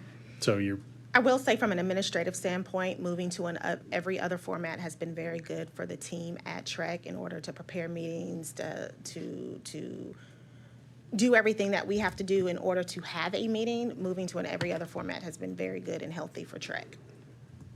And I hope you all as well. Okay. You definitely, in my opinion, the past few months, we've had meatier meetings than other months last year. Okay. Is there anything else in your report, Ms. Baker? There's an open motion and we may not even need a motion unless we move it to Nashville, but there is an open motion and there wasn't a second. I have one more question. I've been on this thing for 5 years. I'm ashamed to say. Congratulations on being What's the reappointed. What's the difference in these? You've said E and O cases and then AIG. So are Okay, those let me different? give you, we speak in acronyms and we forget that other people don't know them. So E&O stands for errors and omissions, and ALJ stands for an administrative law judge. So we have 2 different categories of contested case hearings. We have a set of cases that are required for you guys to sit before, and then we have cases sit with an administrative law judge, and then we have cases that are just with an administrative law judge. Those are the cases that you've delegated to us to send over to the administrative law judge alone. E&O cases are ALJ alone, administrative law judge alone cases, just because there's not really it's easier for them to be that way, and we have a lot more cases. Also, we have unlicensed activity that is ALJ alone, because technically we don't want you guys sitting for those cases. And then failure to respond cases are also cases that are typically for ALJ alone as well. And I think Ms. Baker, do you handle some advertising rules violation cases? I review to see if the advertising is compliant or not. I don't issue. I see. Right. Well, I So do those are issue. settled via, if it's their first offense, it's settled via a agreed citation. And so if the individual does agree that they'll pay the amount, then Director Baker does sign that agreed citation and doesn't come to legal division. But if it's a second offense or they decline to the agreed citation, it comes to legal division and is brought before you guys in the form of a consent agenda. So we do have that open motion to retain the schedule as agreed to have the October meeting in the West Tennessee Grand Division for October 2025. Is there a second? Second. Seconded by Commissioner Smith. Any further discussion? Hearing none, let's vote. All those in favor of the motion, please say aye. Aye. Any opposed? No. Opinion of chair. Opinion of chair, the motion carries on a 7-aye, 1 no vote. Commissioner Torbett voting no. Thank you, guys. Thank you. I have one. I have one last update, which is somewhat bittersweet. After 27 years of state service, AARB2 Rachel Fowler retired from state service on May 27th, so she is no longer with us. Well, she is with us, and she's here. She's alive. I said that incorrectly. She has retired. She no longer works here. So thank you, Rachel, for 27 years of state service. And then lastly, an 11-year employee, Rhonda Brown, has announced her retirement, and her last day will be in August. Brianna and I are in the process of reviewing applications, and we'll be interviewing for 2 new positions on Monday and the following week as well. All right. And that concludes my report. Well, If there are no questions, are there any questions? I've got a quick question to Anna on the case backlog. Yes. So a decision we make as it relates to the report, the legal report, if everyone said they agreed with us, meaning we fined them, we did whatever we said, and it was 100% agreement, then the case backlog would not increase. Is that correct? It would be marked closed on this report right here. So the case backlog itself, those cases would essentially, right now, they would cancel each other out. And so for example, we have, 70, 80 something cases. So that number will go down. If they were to do all of that, all of those would go, the number would decrease. But then we still get complaints every single day. So that number would then go up. But if you look at, so if we said there's a $1,000 fine for Right. whatever, and the person says, the licensee says, I don't agree with that. Yes. Then the case goes up by 1. If they said, here's No, $1,000, then nothing. And The then- case doesn't, the case complaint log. number, it doesn't go up by 1. It would just still remain the same. Same, right. Because it wouldn't close at that time. It would be closed. then. It would not. It would not. It closes when They pay the- when they pay and they Okay. sign the consent order or agreed order if it's done by hearing. But if they decide to contest it, it remains it- open. Right. So the number would stay the same. If they signed it, it would go down by 1. Ms. Baker, that concludes your report? Yes. Okay. Is there anybody here in present in the room or online that wants to take advantage of the public comment period? It is now public comment period. If anyone would like to speak, they can come to the podium if they're in the room, or say they want to speak in the chat box online. And we have no one. Okay. I'm going to close the public comment period, and then I'm going to recess us for 10 minutes. Let's recess and come back at, let's call it 10:30. 10:30. Okay, folks, it's time to call the meeting back to order. Please subdue your conversations and take your seats.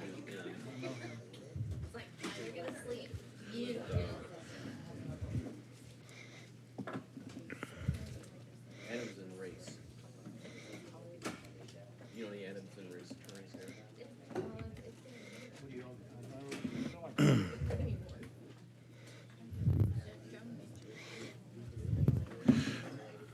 Okay, so we are up to the legal and consent agenda report for our meeting.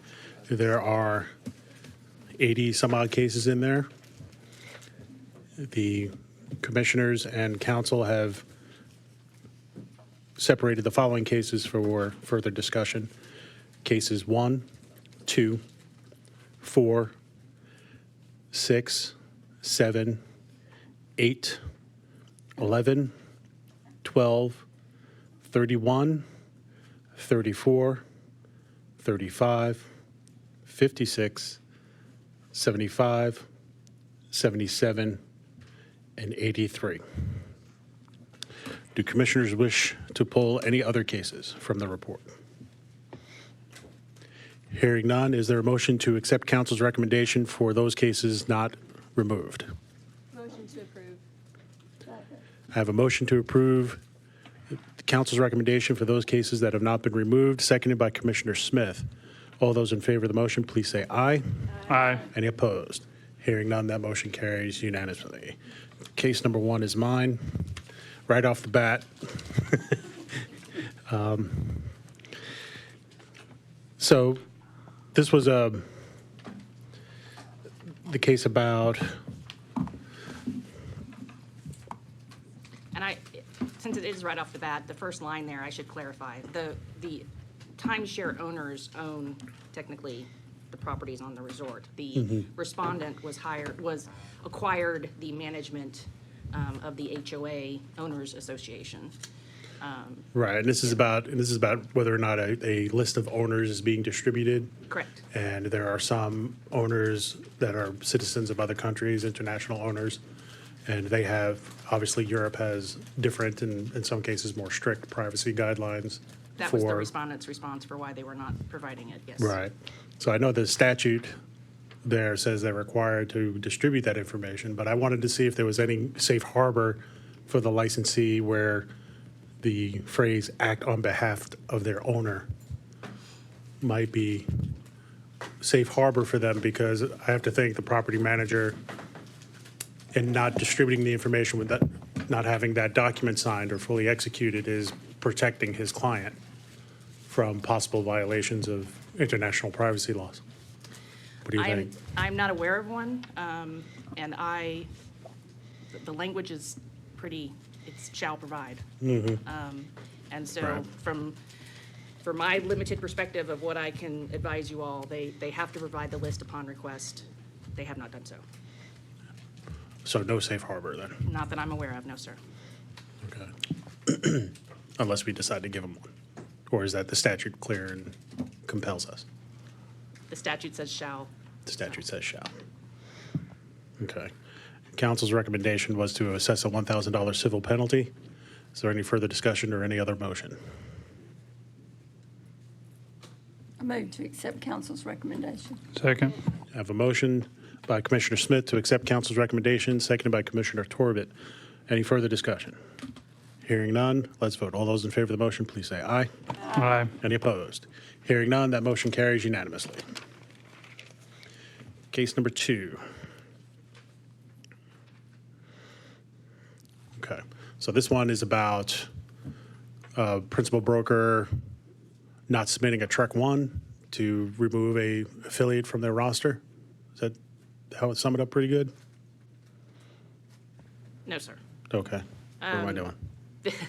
Number 2, if I have it correctly, yes.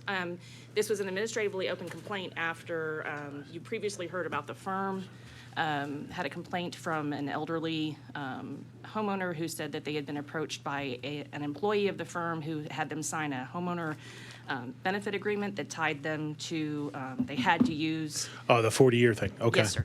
Okay. Chairman, I pulled this one also. Go ahead. So my question was, who is the penalty against? Because it looked like it was a firm, an individual, and then they changed companies, if I'm not mistaken. So the original complaint was against the firm. The firm. And then okay. after you all heard the presentation of facts back in December or November against the firm, you asked or recommended that a complaint also be opened against the principal broker at the time that this incident took place. And so this complaint is against the principal broker, who Good. I noted has now retired their license as of March 2025. But the incident was while he was principal broker. Correct. And we can reach back like that? Because it took place during the time when they were the principal broker. Yeah. That's my recommendation, yes, sir. Okay, What happens if they don't pay it? Now would that go against them if they wanted to reinstate their license? It would, but I would also move for a hearing. Because it's acts that occurred while they were licensed and supervising this firm. They're responsible for the acts of anything that takes place during that firm, or their time as a firm. Just say, yeah, I'm retired. They can try, and can we'll see try. how that goes. All right, so council's recommendation was for a 1,000 civil penalty To the broker at the To- time of the incident? Is to the that my broker at the question? time of the infraction. Yes, the alleged infraction. Then I move to accept council's recommendation. I have a motion to accept council's recommendation by Commissioner Smith, seconded by Commissioner Tucker. Any further discussion? Hearing none, let's vote. All those in favor, please say aye. Aye. All opposed? Hearing none, that motion carries unanimously. Case number 6. I'm sorry, case number 4. I'm transposing lines. Case number 4. I pulled that one. Did anyone else pull it? No, ma'am. Okay. I was concerned about, let me back up just a second. That it seems like that agent did not follow through. Let me read through again.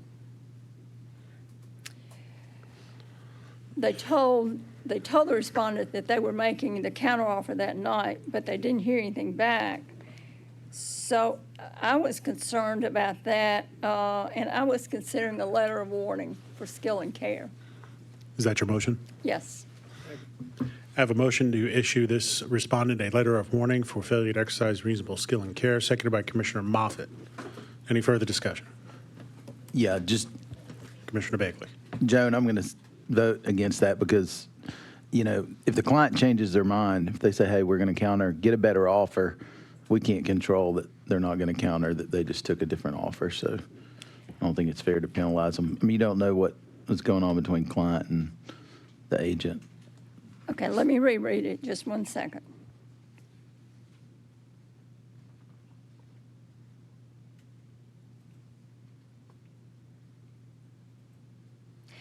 I was concerned because they said that they were going to make a counteroffer that night, but supposedly the buyers did not receive that counteroffer in writing.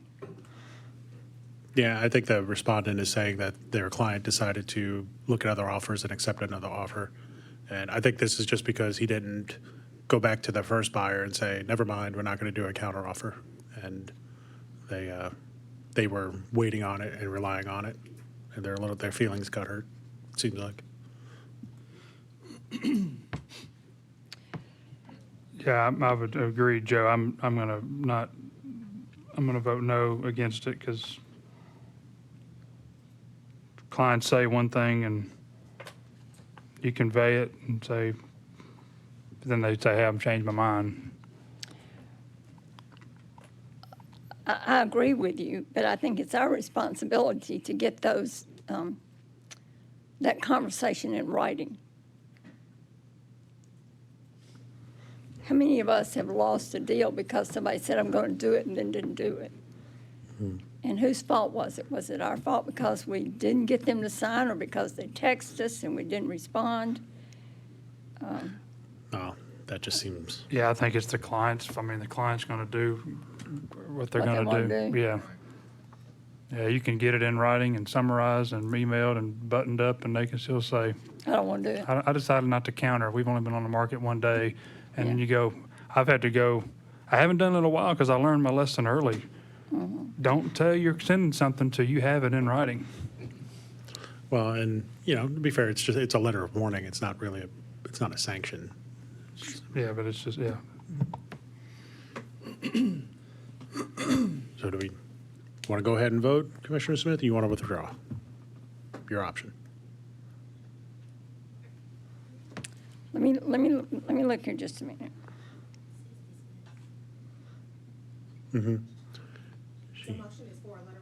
Motion is for a letter That's of what the warning, yes. motion is right now. I'll withdraw my motion. All right, Commissioner Smith withdraws the motion. Is there any other motion? Make a motion to accept council's recommendation to dismiss. Got a motion by Commissioner Torbett to accept council's recommendation to dismiss this complaint, seconded by Commissioner Tucker. All those in favor of the motion, please say aye. Aye. Any opposed? Hearing none, that motion carries unanimously. Case number 6. I pulled that one.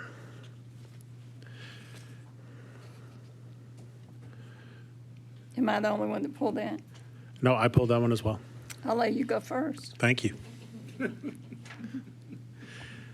So the complainant is saying that the respondent induced a common client to sign, to end a contract with one representation agreement with them, to go and then sign with them.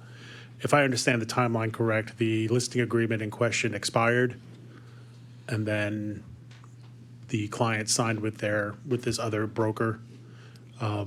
That's my understanding as well, yes. So based I on- don't, Yeah. did the complainant provide any proof that there was inducement at all, other than, hey, they took my client, or?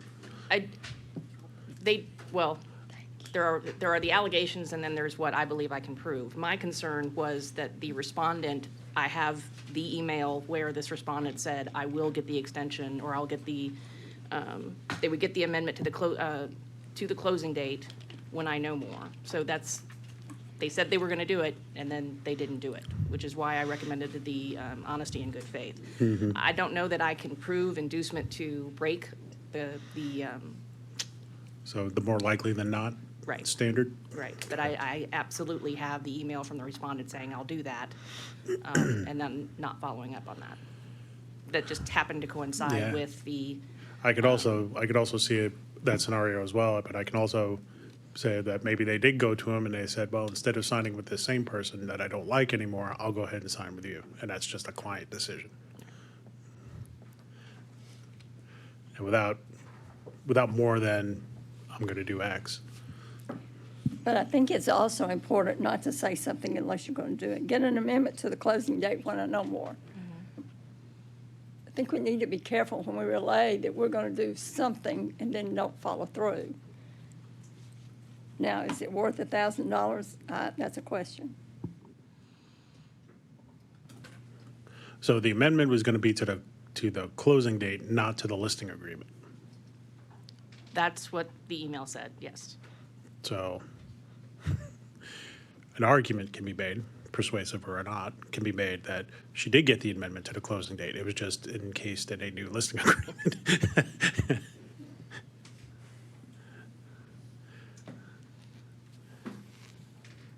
So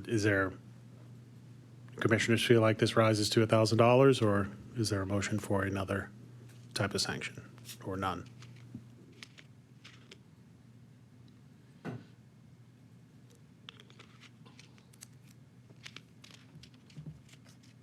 I mean, is it possible that in the course of business and talking to clients that this could happen organically instead of being induced? I would think so. Is this something they'll fight over in litigation? Like, is this kind of a commission? I mean, it's almost like a commission thing to me in the sense that. Or like a contractual dispute? Sorta. I can't speak to whether they'll fight over it or not. That's between the complainant and the Yeah, but I respondent. mean, is it more contractual between Anna, like, because if it expired, it expired. And then, you know, was it ethical? Was it all that kind of stuff? Who knows? But legally, I don't know. I don't know. Well, I mean, typically when a listing agreement expires, it's gone. It doesn't exist anymore. So all parties are free to enter into new agreements at that point.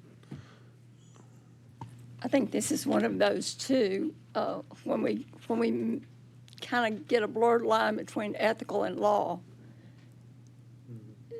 Was it fair? Did they do wrong? Fair is where they judge pigs, Joan. And fair doesn't come into it.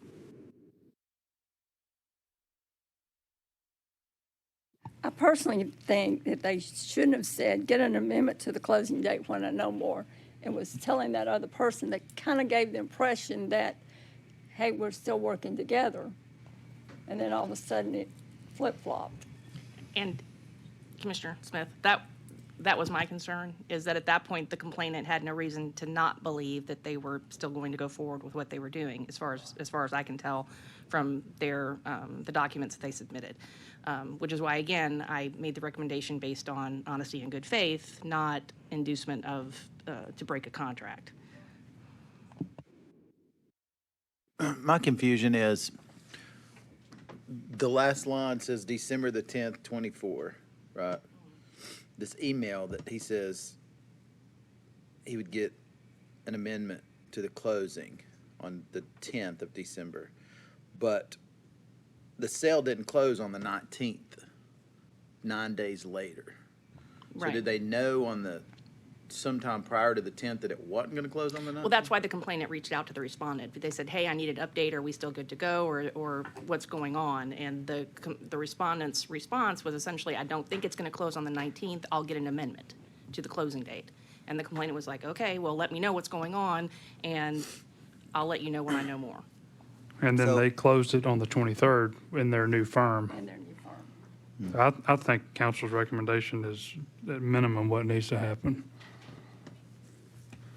Is that a motion? I'll make the motion that we accept council's recommendation. Second. Commissioner Smith makes a motion that we accept council's recommendation to assess this respondent a $1,000 civil penalty based on the 62-1343, acting with honesty and good faith, seconded by Commissioner Torbett. Any further discussion? Hearing none, let's vote. All those in favor of the motion, please say aye. Aye. Any opposed? Opposed. That motion carries on a 7 aye, 1 no vote. Commissioner Bagley voting no. Case number 7 and 8 were together, and they were pulled for discussion. Council, what do you want us to know about this? I really didn't know what to do with this, which is why I defer to you all. So this was an administratively open complaint as a result of an audit. When they went to go pull the information for this firm, they found out that they did not have E&O insurance, and that more importantly, that the principal broker's license had expired on June 5th, 2021. This was in January of 2025 that we discovered all of this. So for 4 years, they did not have a principal broker. The principal broker, upon discovering that their license had indeed expired on January 5th, explained that they thought that their license was on the same schedule as the firm license, and that when they learned as a result of the audit that their license had been expired, that they did the coursework, passed the national state exams as soon as they could to get it reinstated, and their license is back in good standing as of January 27, 2025. And they did submit proof of their E&O insurance. So they are up to date now.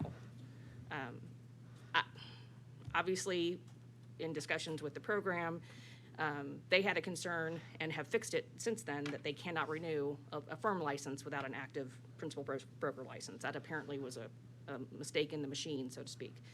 So that's been addressed. Excuse me? Yes. A mistake in whose machine? In core, apparently the firm was able to go in and renew their license without the principal broker that's affiliated with that firm having an active license. Okay, thank you. Yeah, and the program manager has told me that will not happen again. They have addressed that. What's the timeline on a firm, like if I renew my firm license today, when do I need to renew again? It's every 2 years. That didn't even, yeah. So this. Correct. Yes, 2 cycles, not 1. Correct. And now we have systems in place that if a firm, we check the PB status before we renew any firm. Really 3 cycles, because the last time they renewed was 19. Expired in 21, expired in Correct. 23, expired in 25. Correct. So let me ask you this.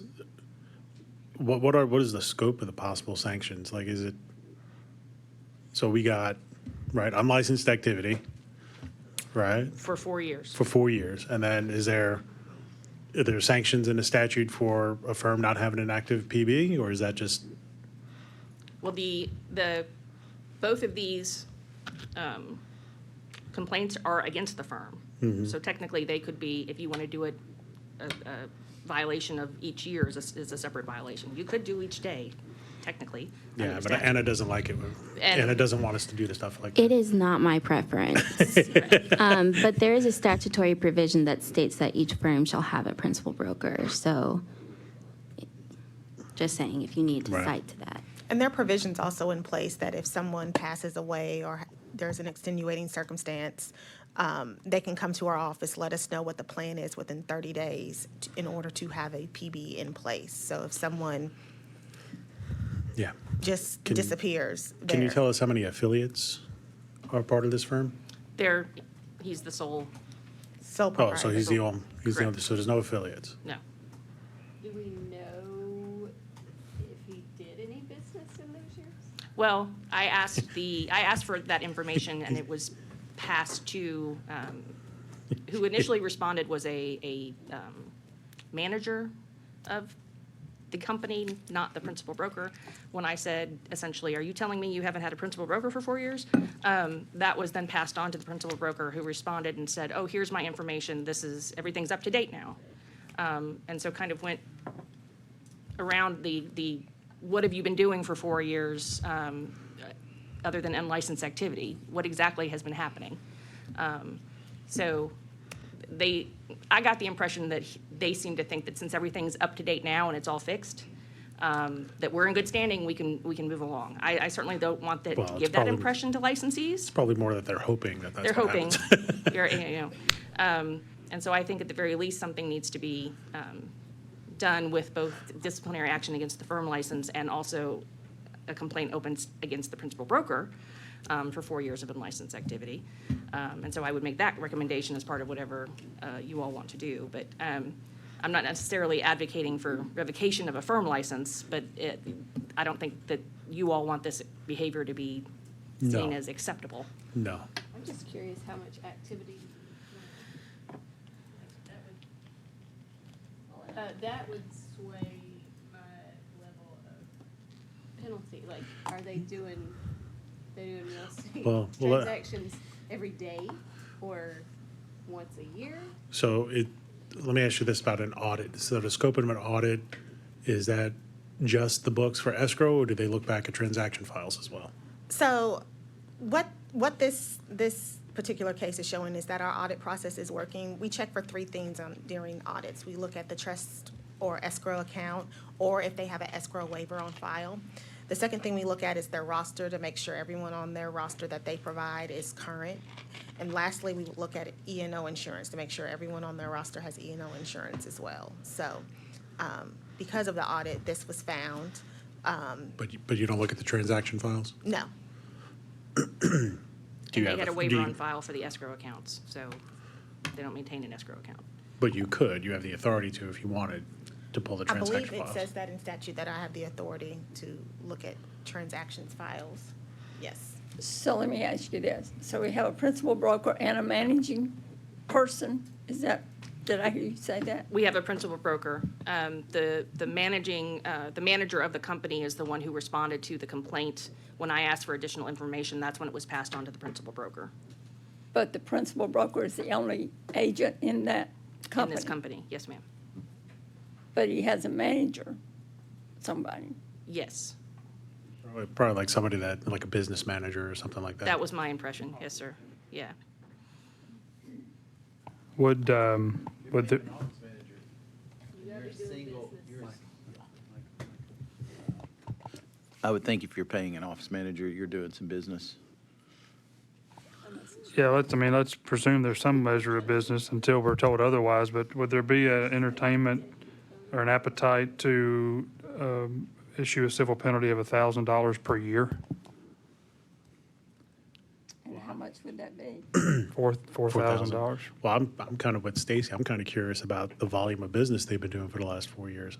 I can certainly defer it to the August meeting and get back to the principal broker and ask exactly what they've been doing for the last 4 years that required them to have their principal We broker's can- license. and they I didn't think have that's it. wasting time, but. But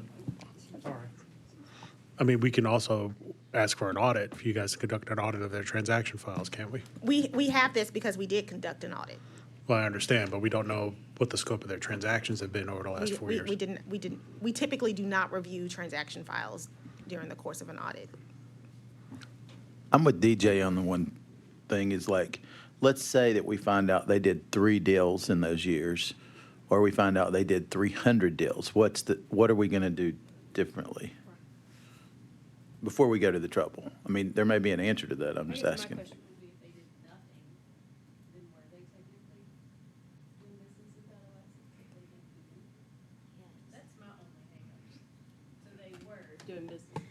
Right, because you're required to have an active license. If you're like, so this individual you are required to have an active license. If you don't want to have a license anymore, there's a form for you to complete and do that. I would think if they went through the trouble of retesting and all that kind of stuff, that they were getting some kind of livelihood out of that, or you'd have just said, hey, man, I had done business in 6 years, you can have it. Yeah, and when was the previous renewal for their firm license? 2 years ago? Yes, sir. And so that was done, and it didn't catch their attention at that time, obviously. So, and they ignored the blue cards apparently that they get when their license is about to expire. Apparently. So, procedurally, right now, we would just be making a motion against the firm, and we still need to open something against the principal broker? Or this would be against the principal broker and the firm together? The complaint that's open right now is only open against the firm. So I would recommend if you're going to take action against the firm, that you also take action against the principal broker. But would that involve opening a new complaint? Yes. Okay. Question on when a person renews their license, they fill out a form, It can be done online, but there are questions, right? Yes. That are asked? yes. Is one of them, is your license currently active? Or is there a way for us, I mean, we accepted the money and renewed the license to a person that had clearly not done what they were supposed to for the previous 4 years, correct? Well, Or, this somewhat predates my employment with the commission. So when they initially renewed their firm license, we didn't have a process in place to review or to make sure the PB was active. We now have a process in place to review, to make sure that the PB is active in our system before we will renew a firm license. so that was only for part of the time though, right? That was only for 2 of the 4 years, or no? Well, I believe there were 2 renewals in this cycle, and that's how we. Correct. Yeah. And that was missed.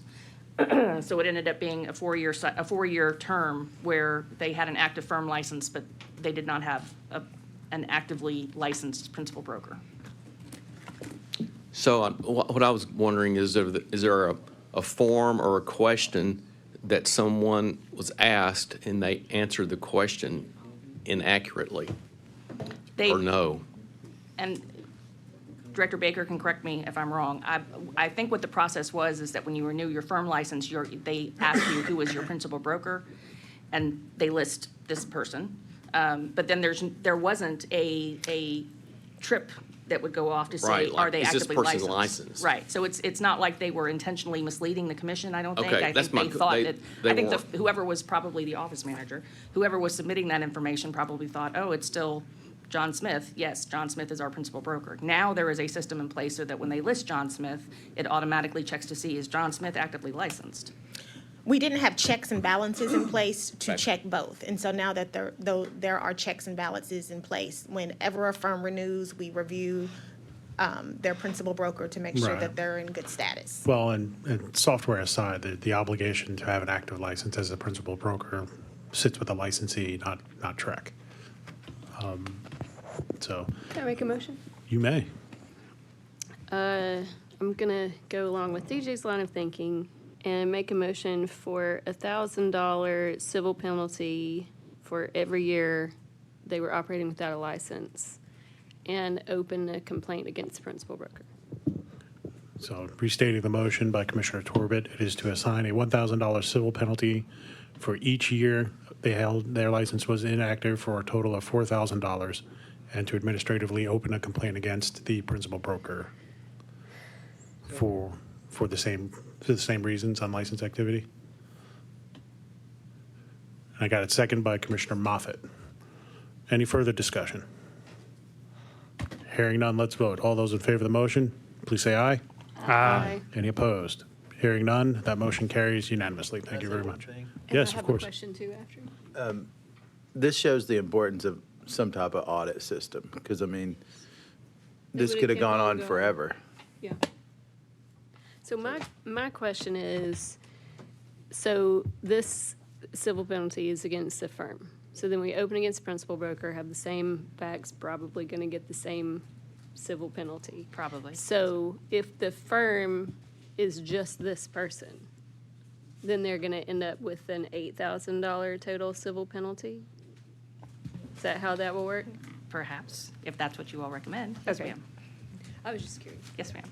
I will say Alicia Zamora works very hard on our audits. She conducts anywhere between 15 to 25 audits a month, and she does an outstanding job with audits for TREC. And I'm glad that we restarted our audit program in March of last year.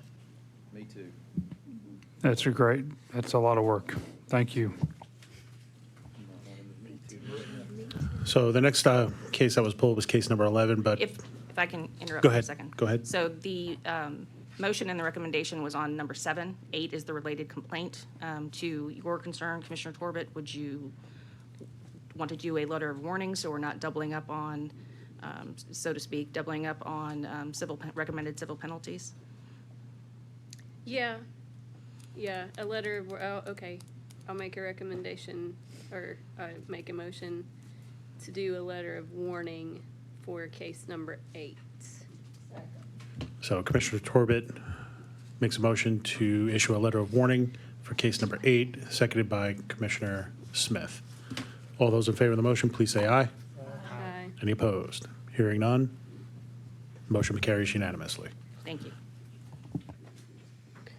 Next case is number 11, but in the discussion of cases 7 and 8, my question has been answered, so I will accept a motion to accept council's recommendation. Second. Motion's been made by Commissioner Bagley to accept council's recommendation in case number 11, seconded by Commissioner Tucker. All those in favor, please say aye. Aye. Any opposed? Hearing none, that motion carries unanimously. Case number 12. That was also pulled by me. So, just a second.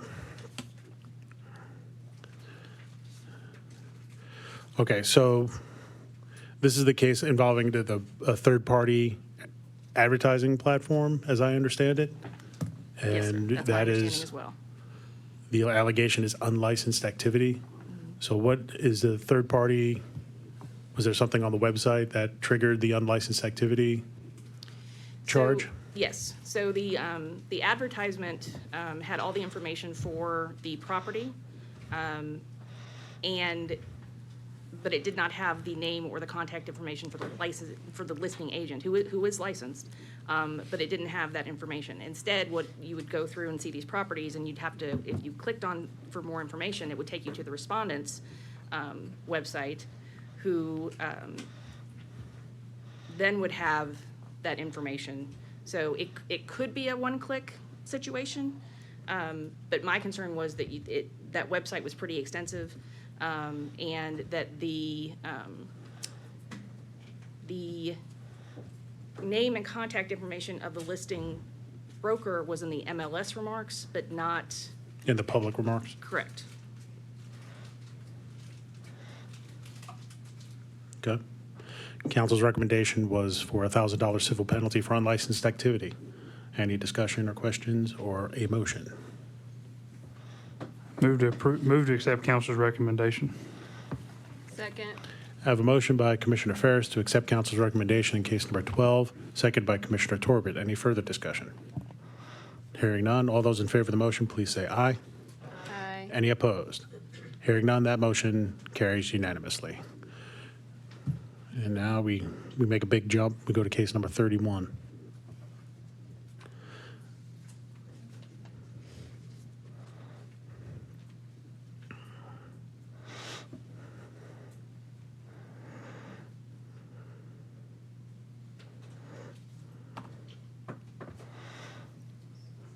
So your recommendation in this case was to dismiss, and in my notes, I said referral to the AG, I'm guessing for some kind of consumer protection reason, and let me see.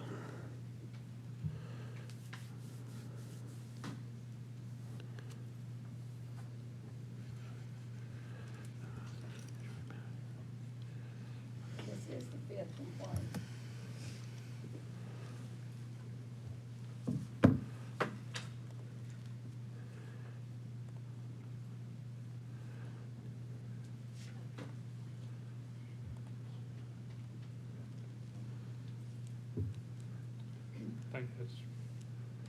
I mean, that seems to be the route to pursue there, Jeff, because it's out of the purview of the commission. Am I right? Well, I mean, if it talks about ethics, yes. But it's also, the complainant talks about, believes there needs to be an investigation for economic harm to homeowners due to incomplete, they said uncompleted, but incomplete projects and the creation of false expectations. So apparently they market properties and they publicize all these amenities that they're going to include as part of the real estate development, but when it comes time to build it out and actually finish it off, the amenities aren't built out. And now they're doing it at another location, and they're worried that the same thing history is going to repeat itself. We could do a letter of warning, acknowledging that we see you, we're aware of you. By the way, we've had 5 complaints against you.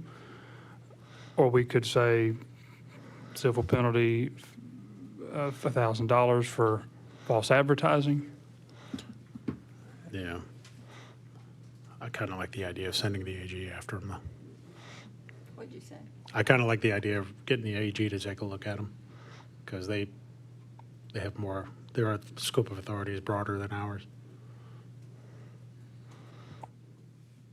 And if he's doing it in one development, I say he, but if the respondent is doing this in one development and seems to be replicating it in a second, there's any number of homeowners that are out there that are being impacted.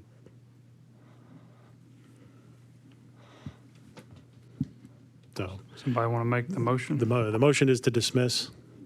I was thinking maybe a referral to the AG would be one step higher than a dismiss. I move to, Question. Go ahead. Would the AG even take the case? I don't know. That's up to with, the discretion of the AG.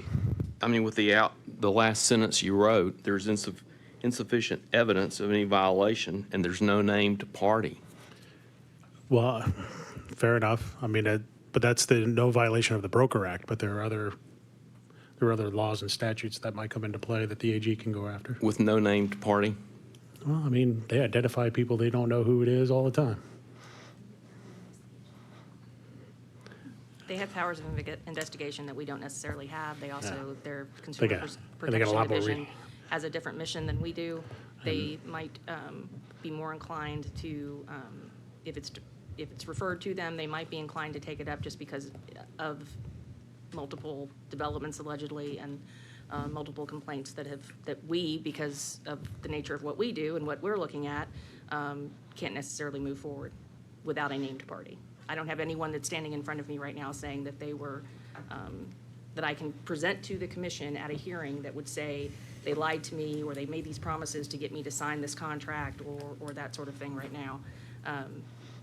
So again, the AG's office has a different mission and may be able to get more than we would. Did you ask them if they turned it over to the Better Business Bureau? I have not. Yeah, Because We it's can't anonymous. ask. It's anonymous complaint.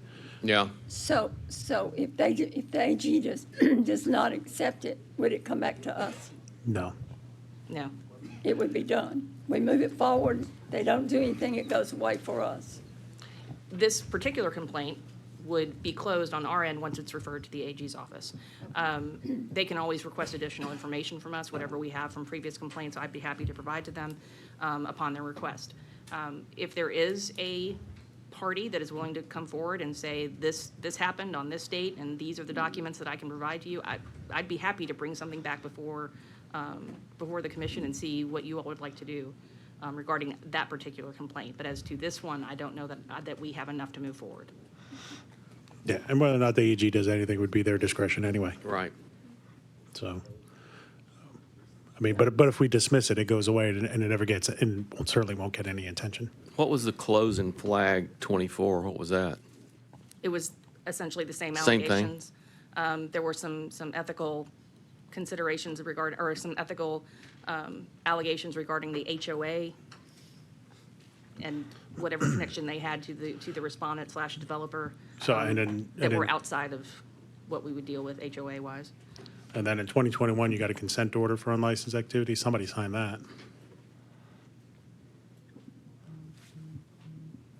I don't know the history behind that 2021 consent order. I'm not sure if there was activity while there was an expired license or what that was. So that would be in a packet of information you'd send to the AG. Absolutely, if they requested it. If they requested it. Once they got a referral. I kind of like the referral. Can we do a letter of warning and a referral? So it's, Letter of warning to who? You know, that's right. Oh, no, the respondent. To the respondent. We can certainly do both. We can do a letter of warning and a referral to the Consumer Protection Division. is there? If we're worried enough to send it to the AG, don't we want to have it in our hopper to track or something? You make the motion. You want that to be a I motion, think if you DJ? want to refer it to the AG, it's probably a better idea to have taken some kind of action. If you believe that it falls within your jurisdiction and you have the ability, it's not required, but at least it shows that, we did try something. We want you to try and do something more. Now it's gonna say. In 2024, closing flag, and then 2025 would be a letter of warning. So, I mean, it's kind of like, hey, we're wasting a lot of stamps here. We need to figure something out. I think they would prefer to call it building a record, Joe. I move to issue a letter of warning to the respondent and refer to the AG's office. I have a motion by Commissioner Ferris to refer case number 31 to the Attorney General's office and to issue a letter of warning to the respondent for what's the cause of action? What are we warning them about? Misleading, Tell them to build the stuff they promised to build? misleading advertising or All right, for misrepresenting and misleading? Honesty and good faith. honesty and good faith. I There like you go. that, yeah. That's what you meant as. All right, so let's go ahead and restate it.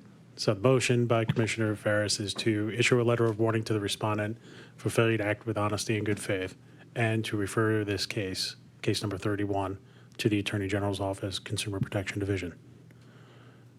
Do we have a second to that? You seconded, Commissioner Torbett seconded. Any other further discussion? Hearing none, let's vote. All those in favor of the motion, please say aye. Aye. Any opposed? Hearing none, that motion carries unanimously. Case number 34 was also discussed. So what do we need to know about this one?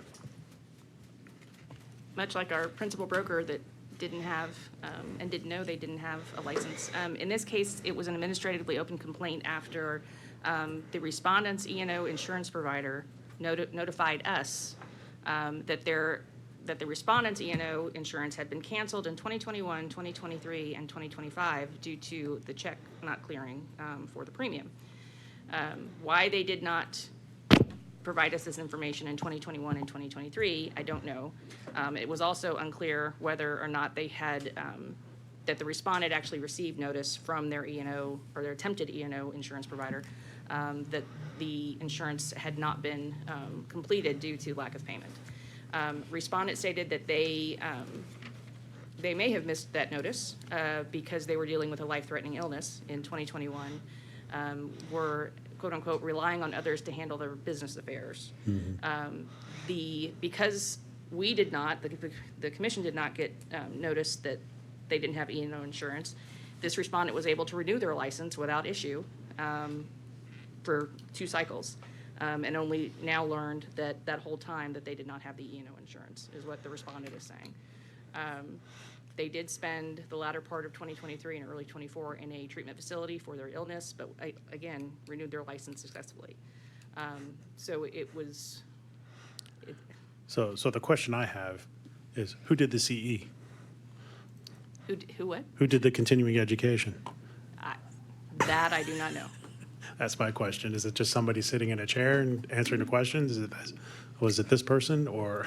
We really can't speak to the CE on this particular case because it was Right. more of an E&O insurance. This Yeah. person submitted a deck page to us as if they had as if they had E&O, and their check either bounced or they charged it back.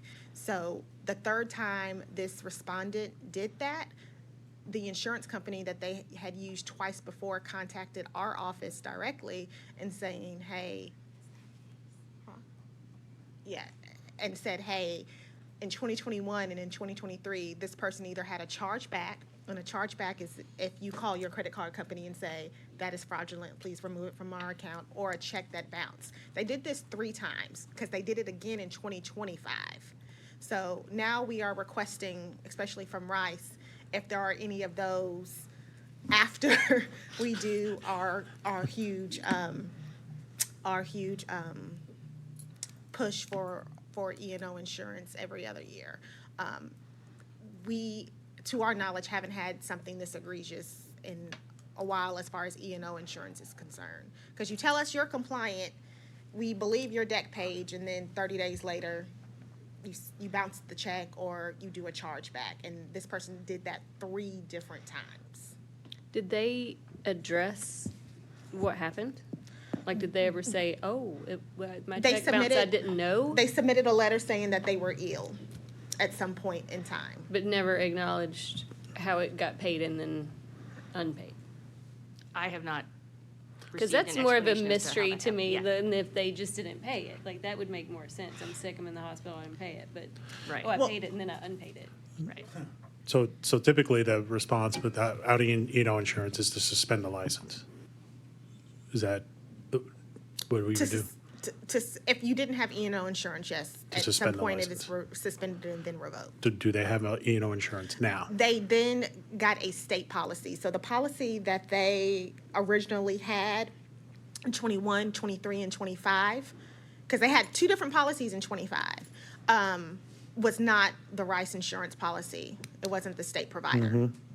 So they found a third-party provider, and the third-party provider saw a pattern and reached out to us, because we still would not have known because we have their deck page, and said, hey, this person is doing this. And I said, put it on letterhead. and that's what they did. And we opened up an administrative complaint based upon that. Okay. Yes. It's pretty yes. sneaky. All of the above. A trick to save $600.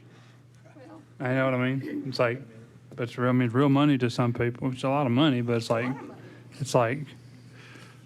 I mean, it's coming back to bite them now. So here's the thing. About It to. is one thing for it to be an accident or an oversight or things like that, but it seems like this was a deliberate decision by him to pay for it, and then after he renews his license to go ahead and cancel it or charge it back as a fraudulent charge, and then not having insurance.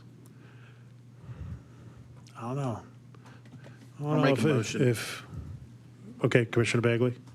I'll make a motion to assess a penalty of $2,000 for the year 21 and 23 of, So 1,000 for each one? yeah, I'm trying to figure out how to word it, but So, is that enough? So the Or do we motion- want to do years again, like 4 years? okay, I'll restate. So you want to assess a $1,000 civil penalty for each 2-year cycle that was not covered by E&O insurance? for $2,000 total.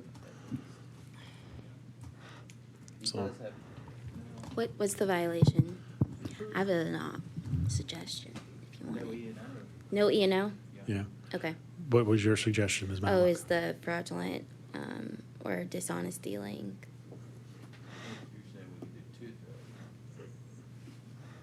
I didn't not say See, that. I was, So this happened again in 25, which is why, so it happened in 21, 23, and in 25. You are correct.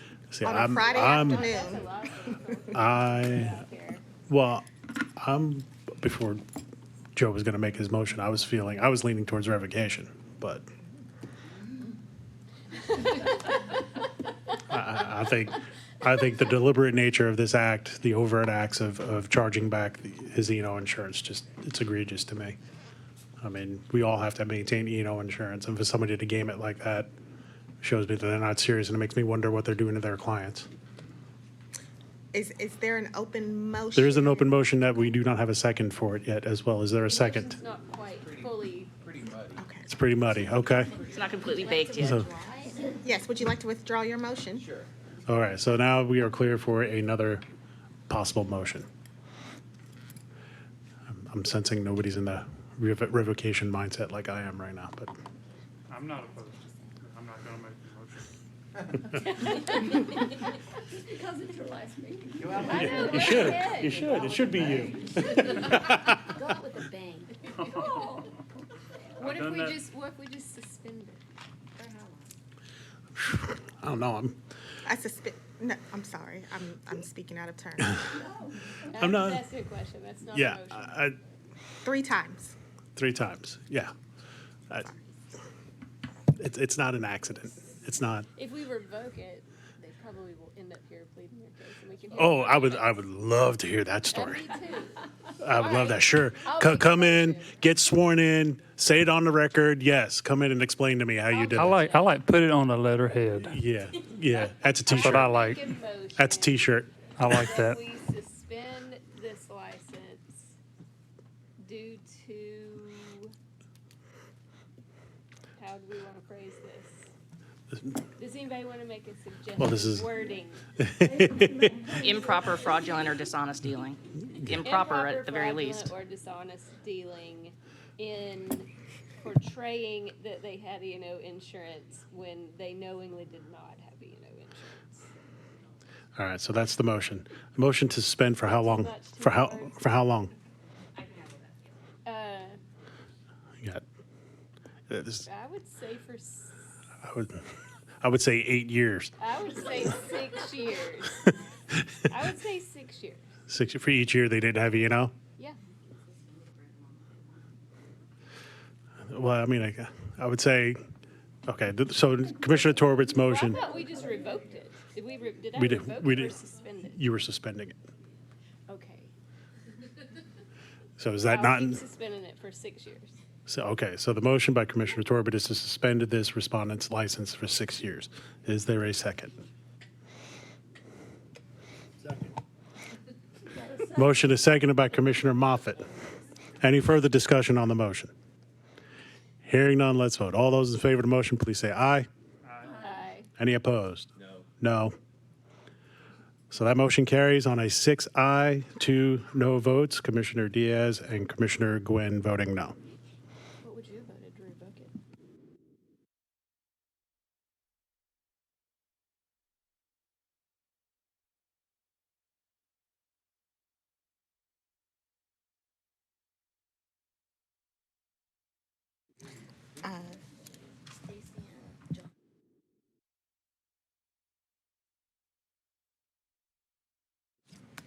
Thank you. Thank you.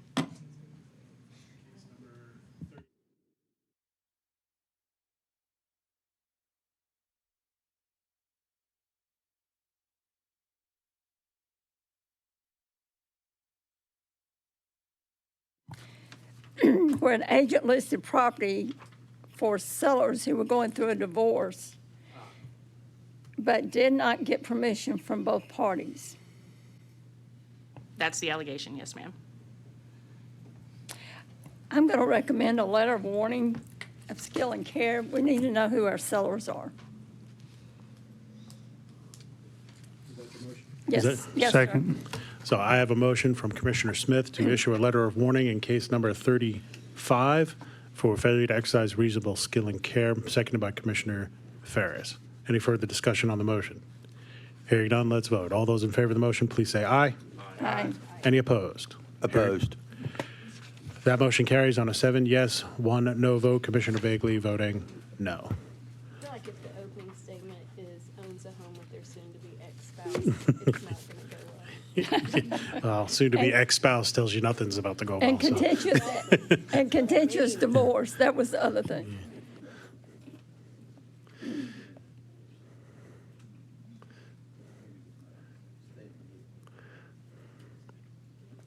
All right, so next case on the agenda is case number 56. 56, I pulled 56, so let me refresh my memory. Okay, so there's quite a discipline history for this respondent. But this was the case I mentioned earlier that I got confused. This is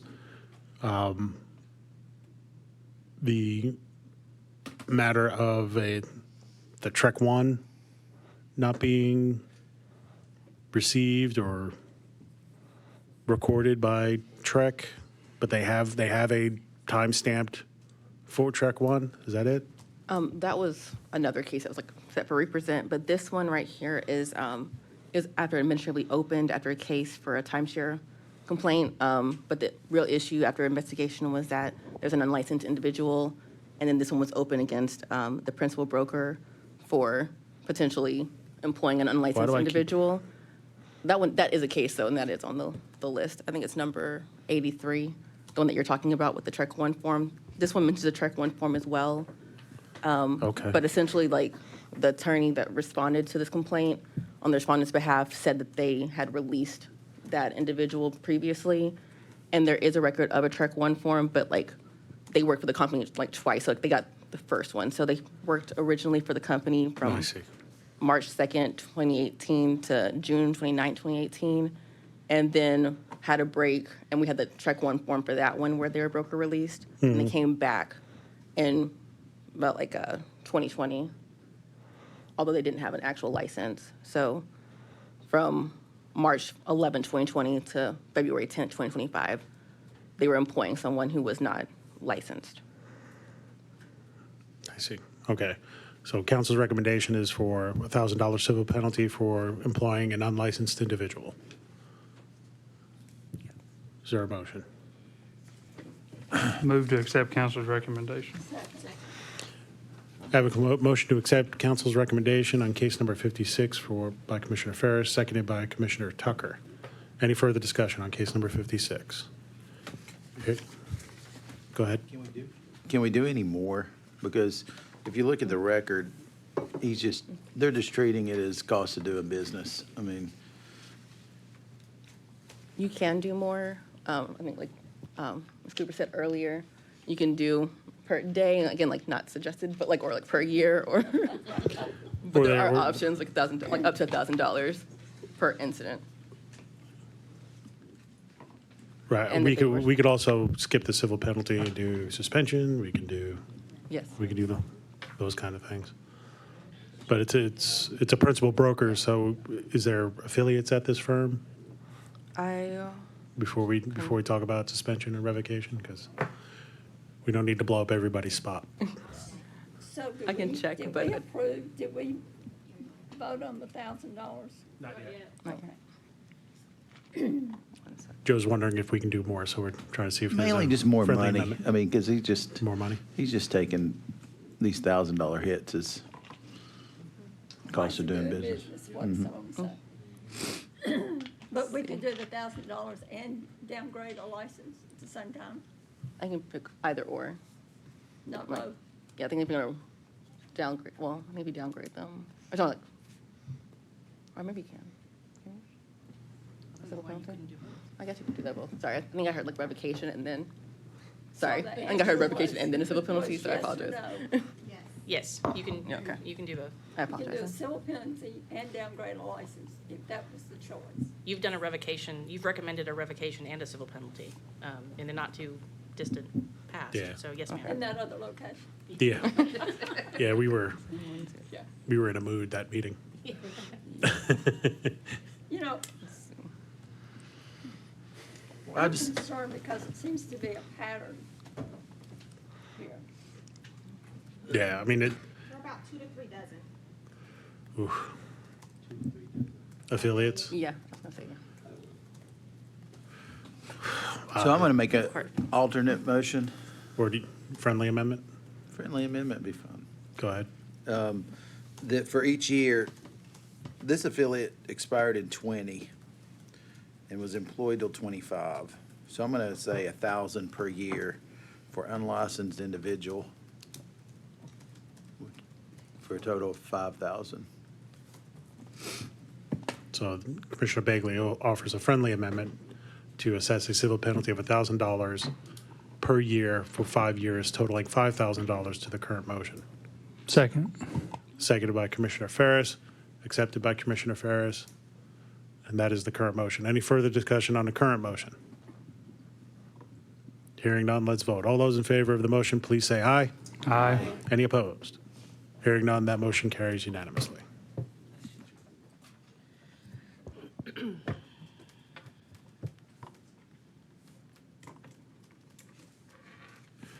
Next case is case number 75. That one seems to be discussed as well. Yes, I want to discuss, so as like a brief overview, this case was opened after an audit, and it was reported that out of the 16 affiliates, 14 were unlicensed or expired licenses. And I looked at it, there were 17 affiliates, and 13 of them had expired licenses, and there were just so many different like ranges, but the range was consistently between 2009 to 2020 to 2024 of like the affiliates in the various states of expired licenses. And then the respondent, they gave stuff for like the 2 active licensees, but that's not really what the concern was. The reason I wanted to discuss this one was because it's against the firm currently, but because of the principal broker, see if that was like something that we wanted to open against them as well. I think the amount of time between them and the amount of like affiliates that have been expired under this firm, my recommendation would probably be like $1,000 per affiliate. But I know it's kind of excessive. That's, I mean, that's what I wrote So- down in I my like where your notes. head's at, Ariel. But I didn't I know like like it. if that was like for, against the firm, against the like the principal broker, Well, both, a little mixture, whichever kind of worked so out. I'm okay, you know. I don't. It's a, So the first, the line that jumped out at me in your narrative was not aware of the deadline as a principal broker. To me, that just seems, Yeah, do we know, like, you spoke to somebody at the office, or was this just an audit, and just what the audit this showed? was just what the audit showed. I got you. Yeah, I wrote down 1,000 per the 13 licensees, and so we'd have to administratively open a complaint against the PB. If that's what you chose to do, Is that like what this we is wanna against the firm, So- and so it's likely the principal broker would pay it. But my thought is that like if they decide to leave this firm, it wouldn't follow them. It's not on their So license. Yeah. I don't like that. Yeah, that's what. Yeah. I tend to agree with the sanction, the civil penalty, but the next thing that I wrote to this case was downgrade or revoke. Since we know of only 2 affiliates that are currently active, it's not as disruptive. And I'm curious, those other affiliates that are no longer affiliated, are they elsewhere? Or are They're still showing as affiliated with that firm, on like the. So on according to, Encore.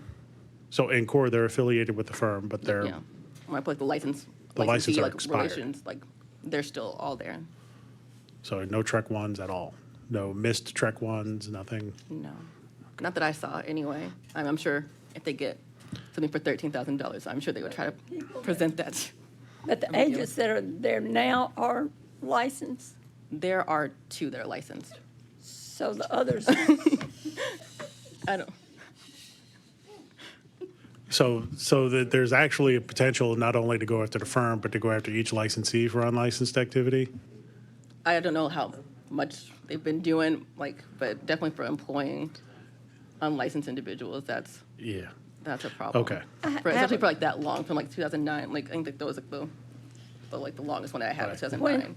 We're having an Oprah meeting. You get $1,000. You get $1,000. Everyone gets 1,000. But I don't know like what they, like any of the affiliates, if they did anything specifically, any kind of transactions they've done. When you look at that, do you go back and look at any advertising or anything they've done?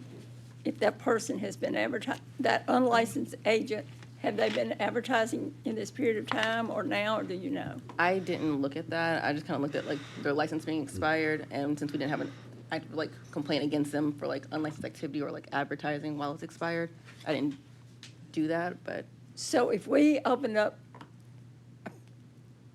an investigation into the agents, then you would, whomever would go back and look and see if they were advertising as an agent during this period of time or not? I believe the complaint probably just would go out and then they would have a chance to respond.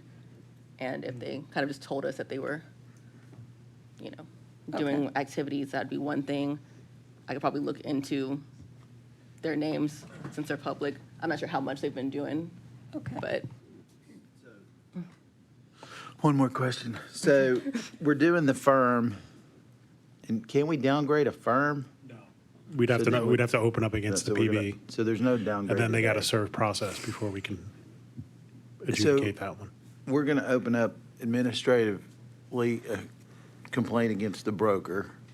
if that's Okay. what you guys decide to do, yes. Well, I mean, no, hypothetically, whatever. So do we also open up against all those unlicensed agents to say you're unlicensed, and do you see what I'm saying? I do. If we want to.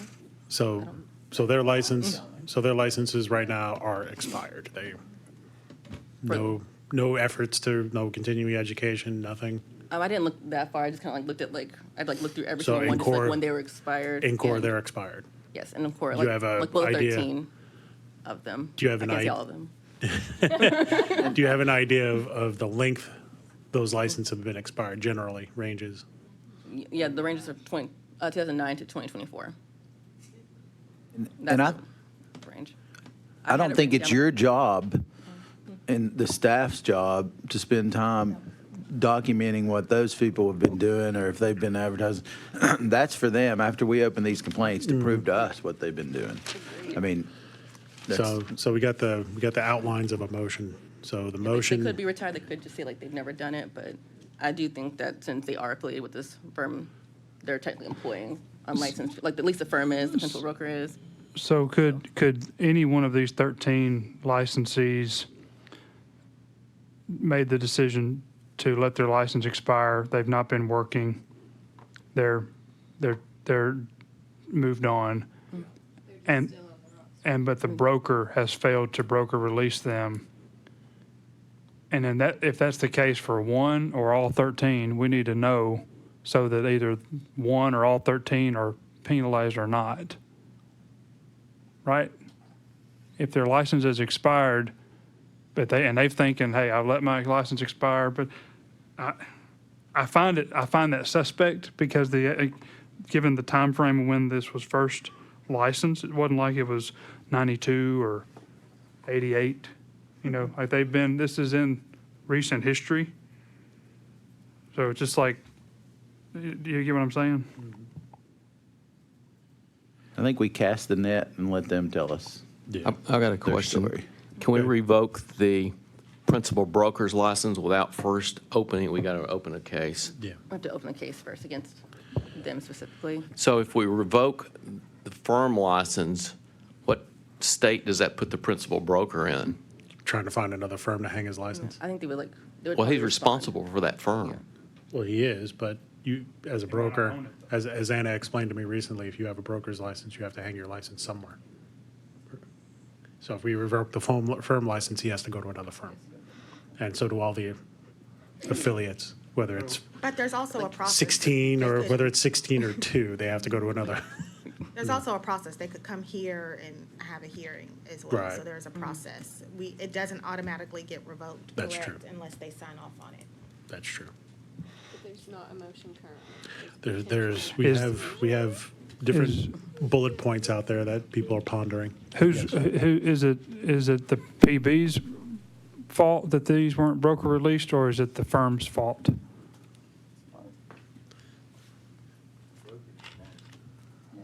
I think the, So the PB firms cannot broker release individuals. Only the PB can do that. So they would be the ones submitting the track to form.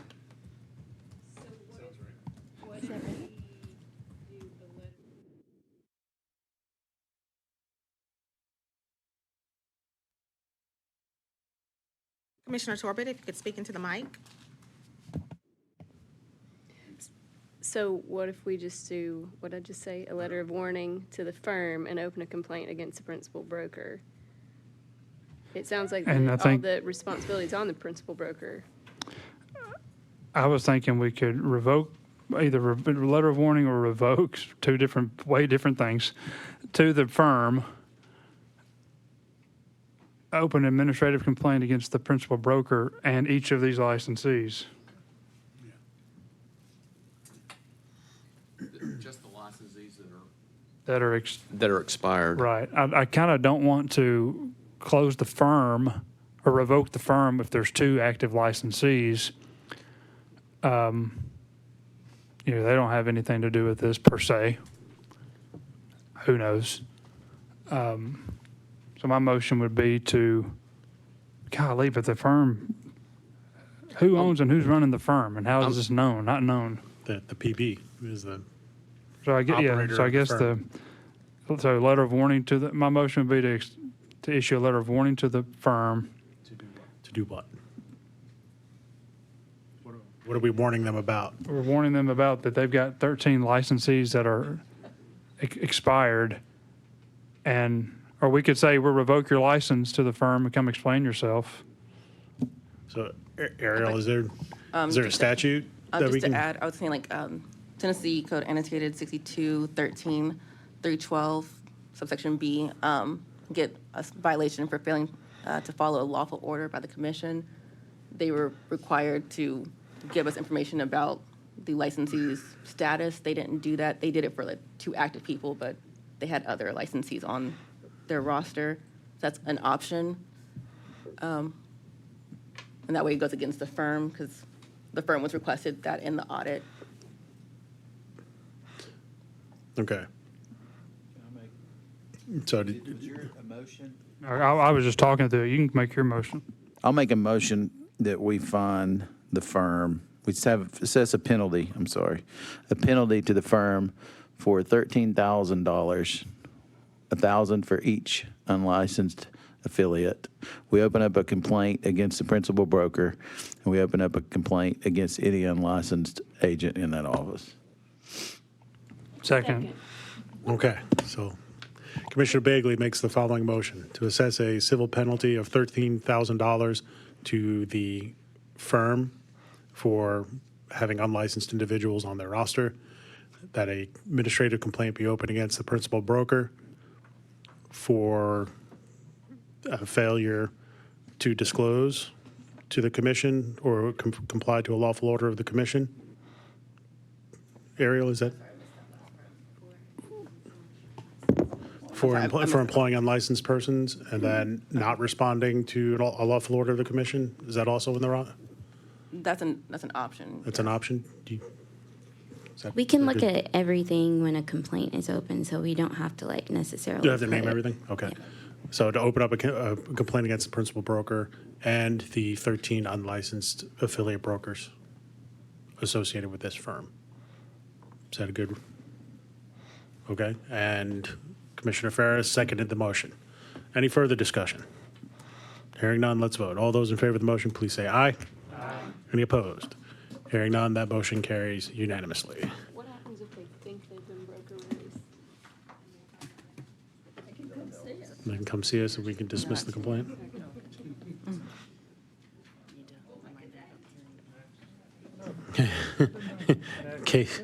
Case number 77. I pulled that one, so.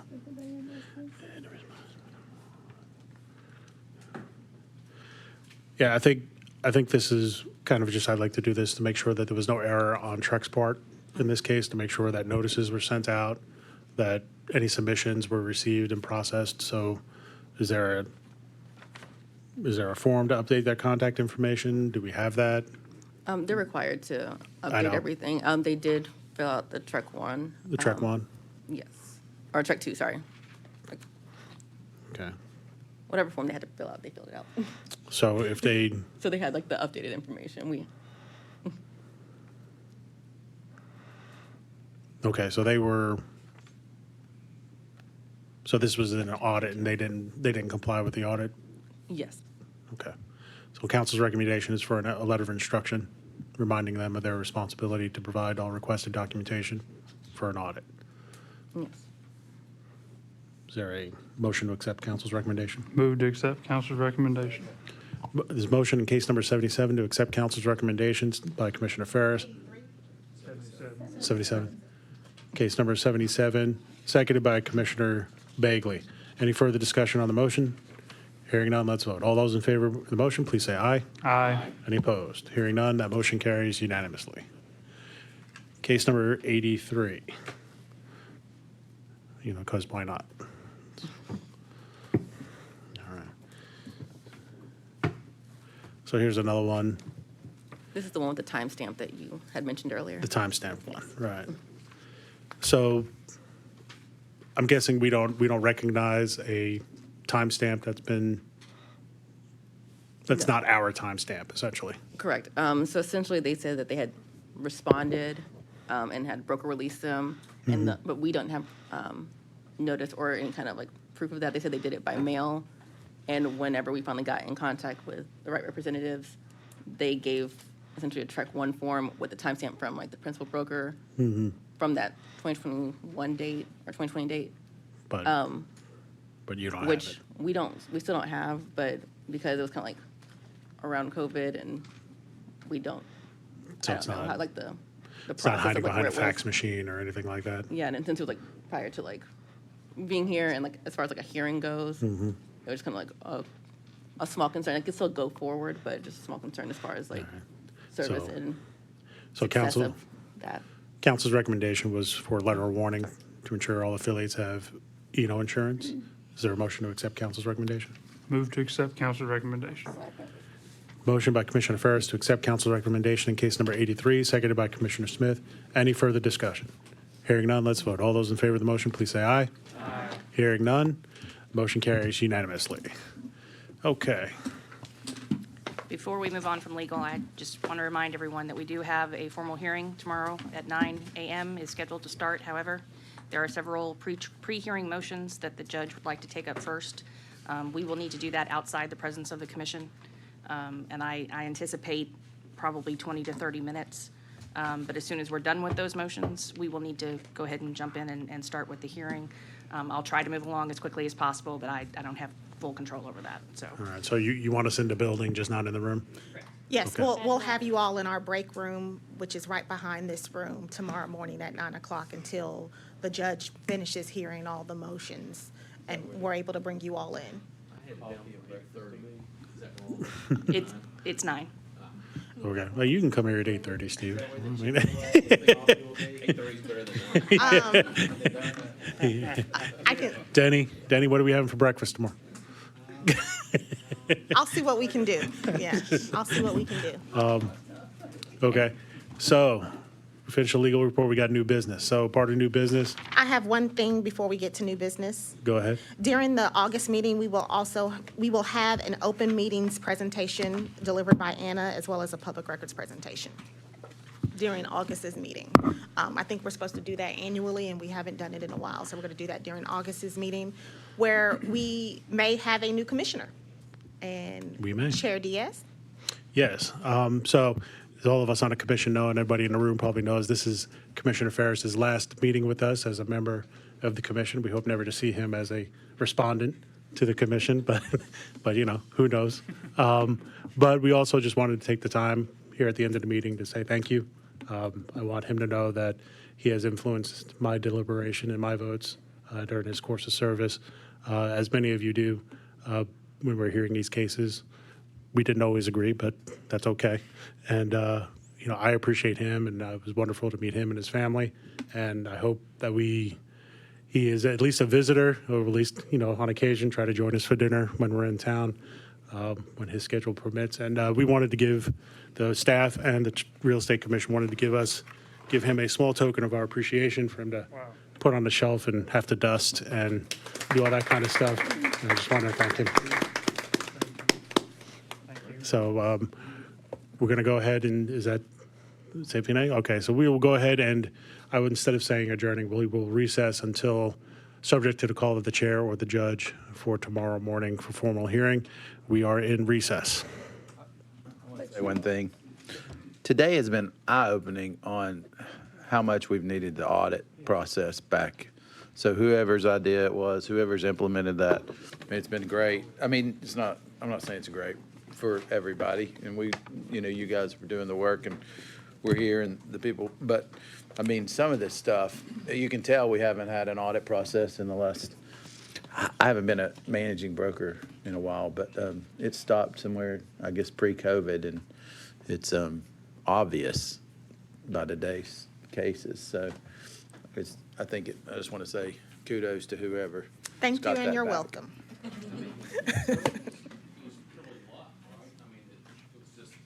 I'm sure not everybody is thankful that the audits have resumed.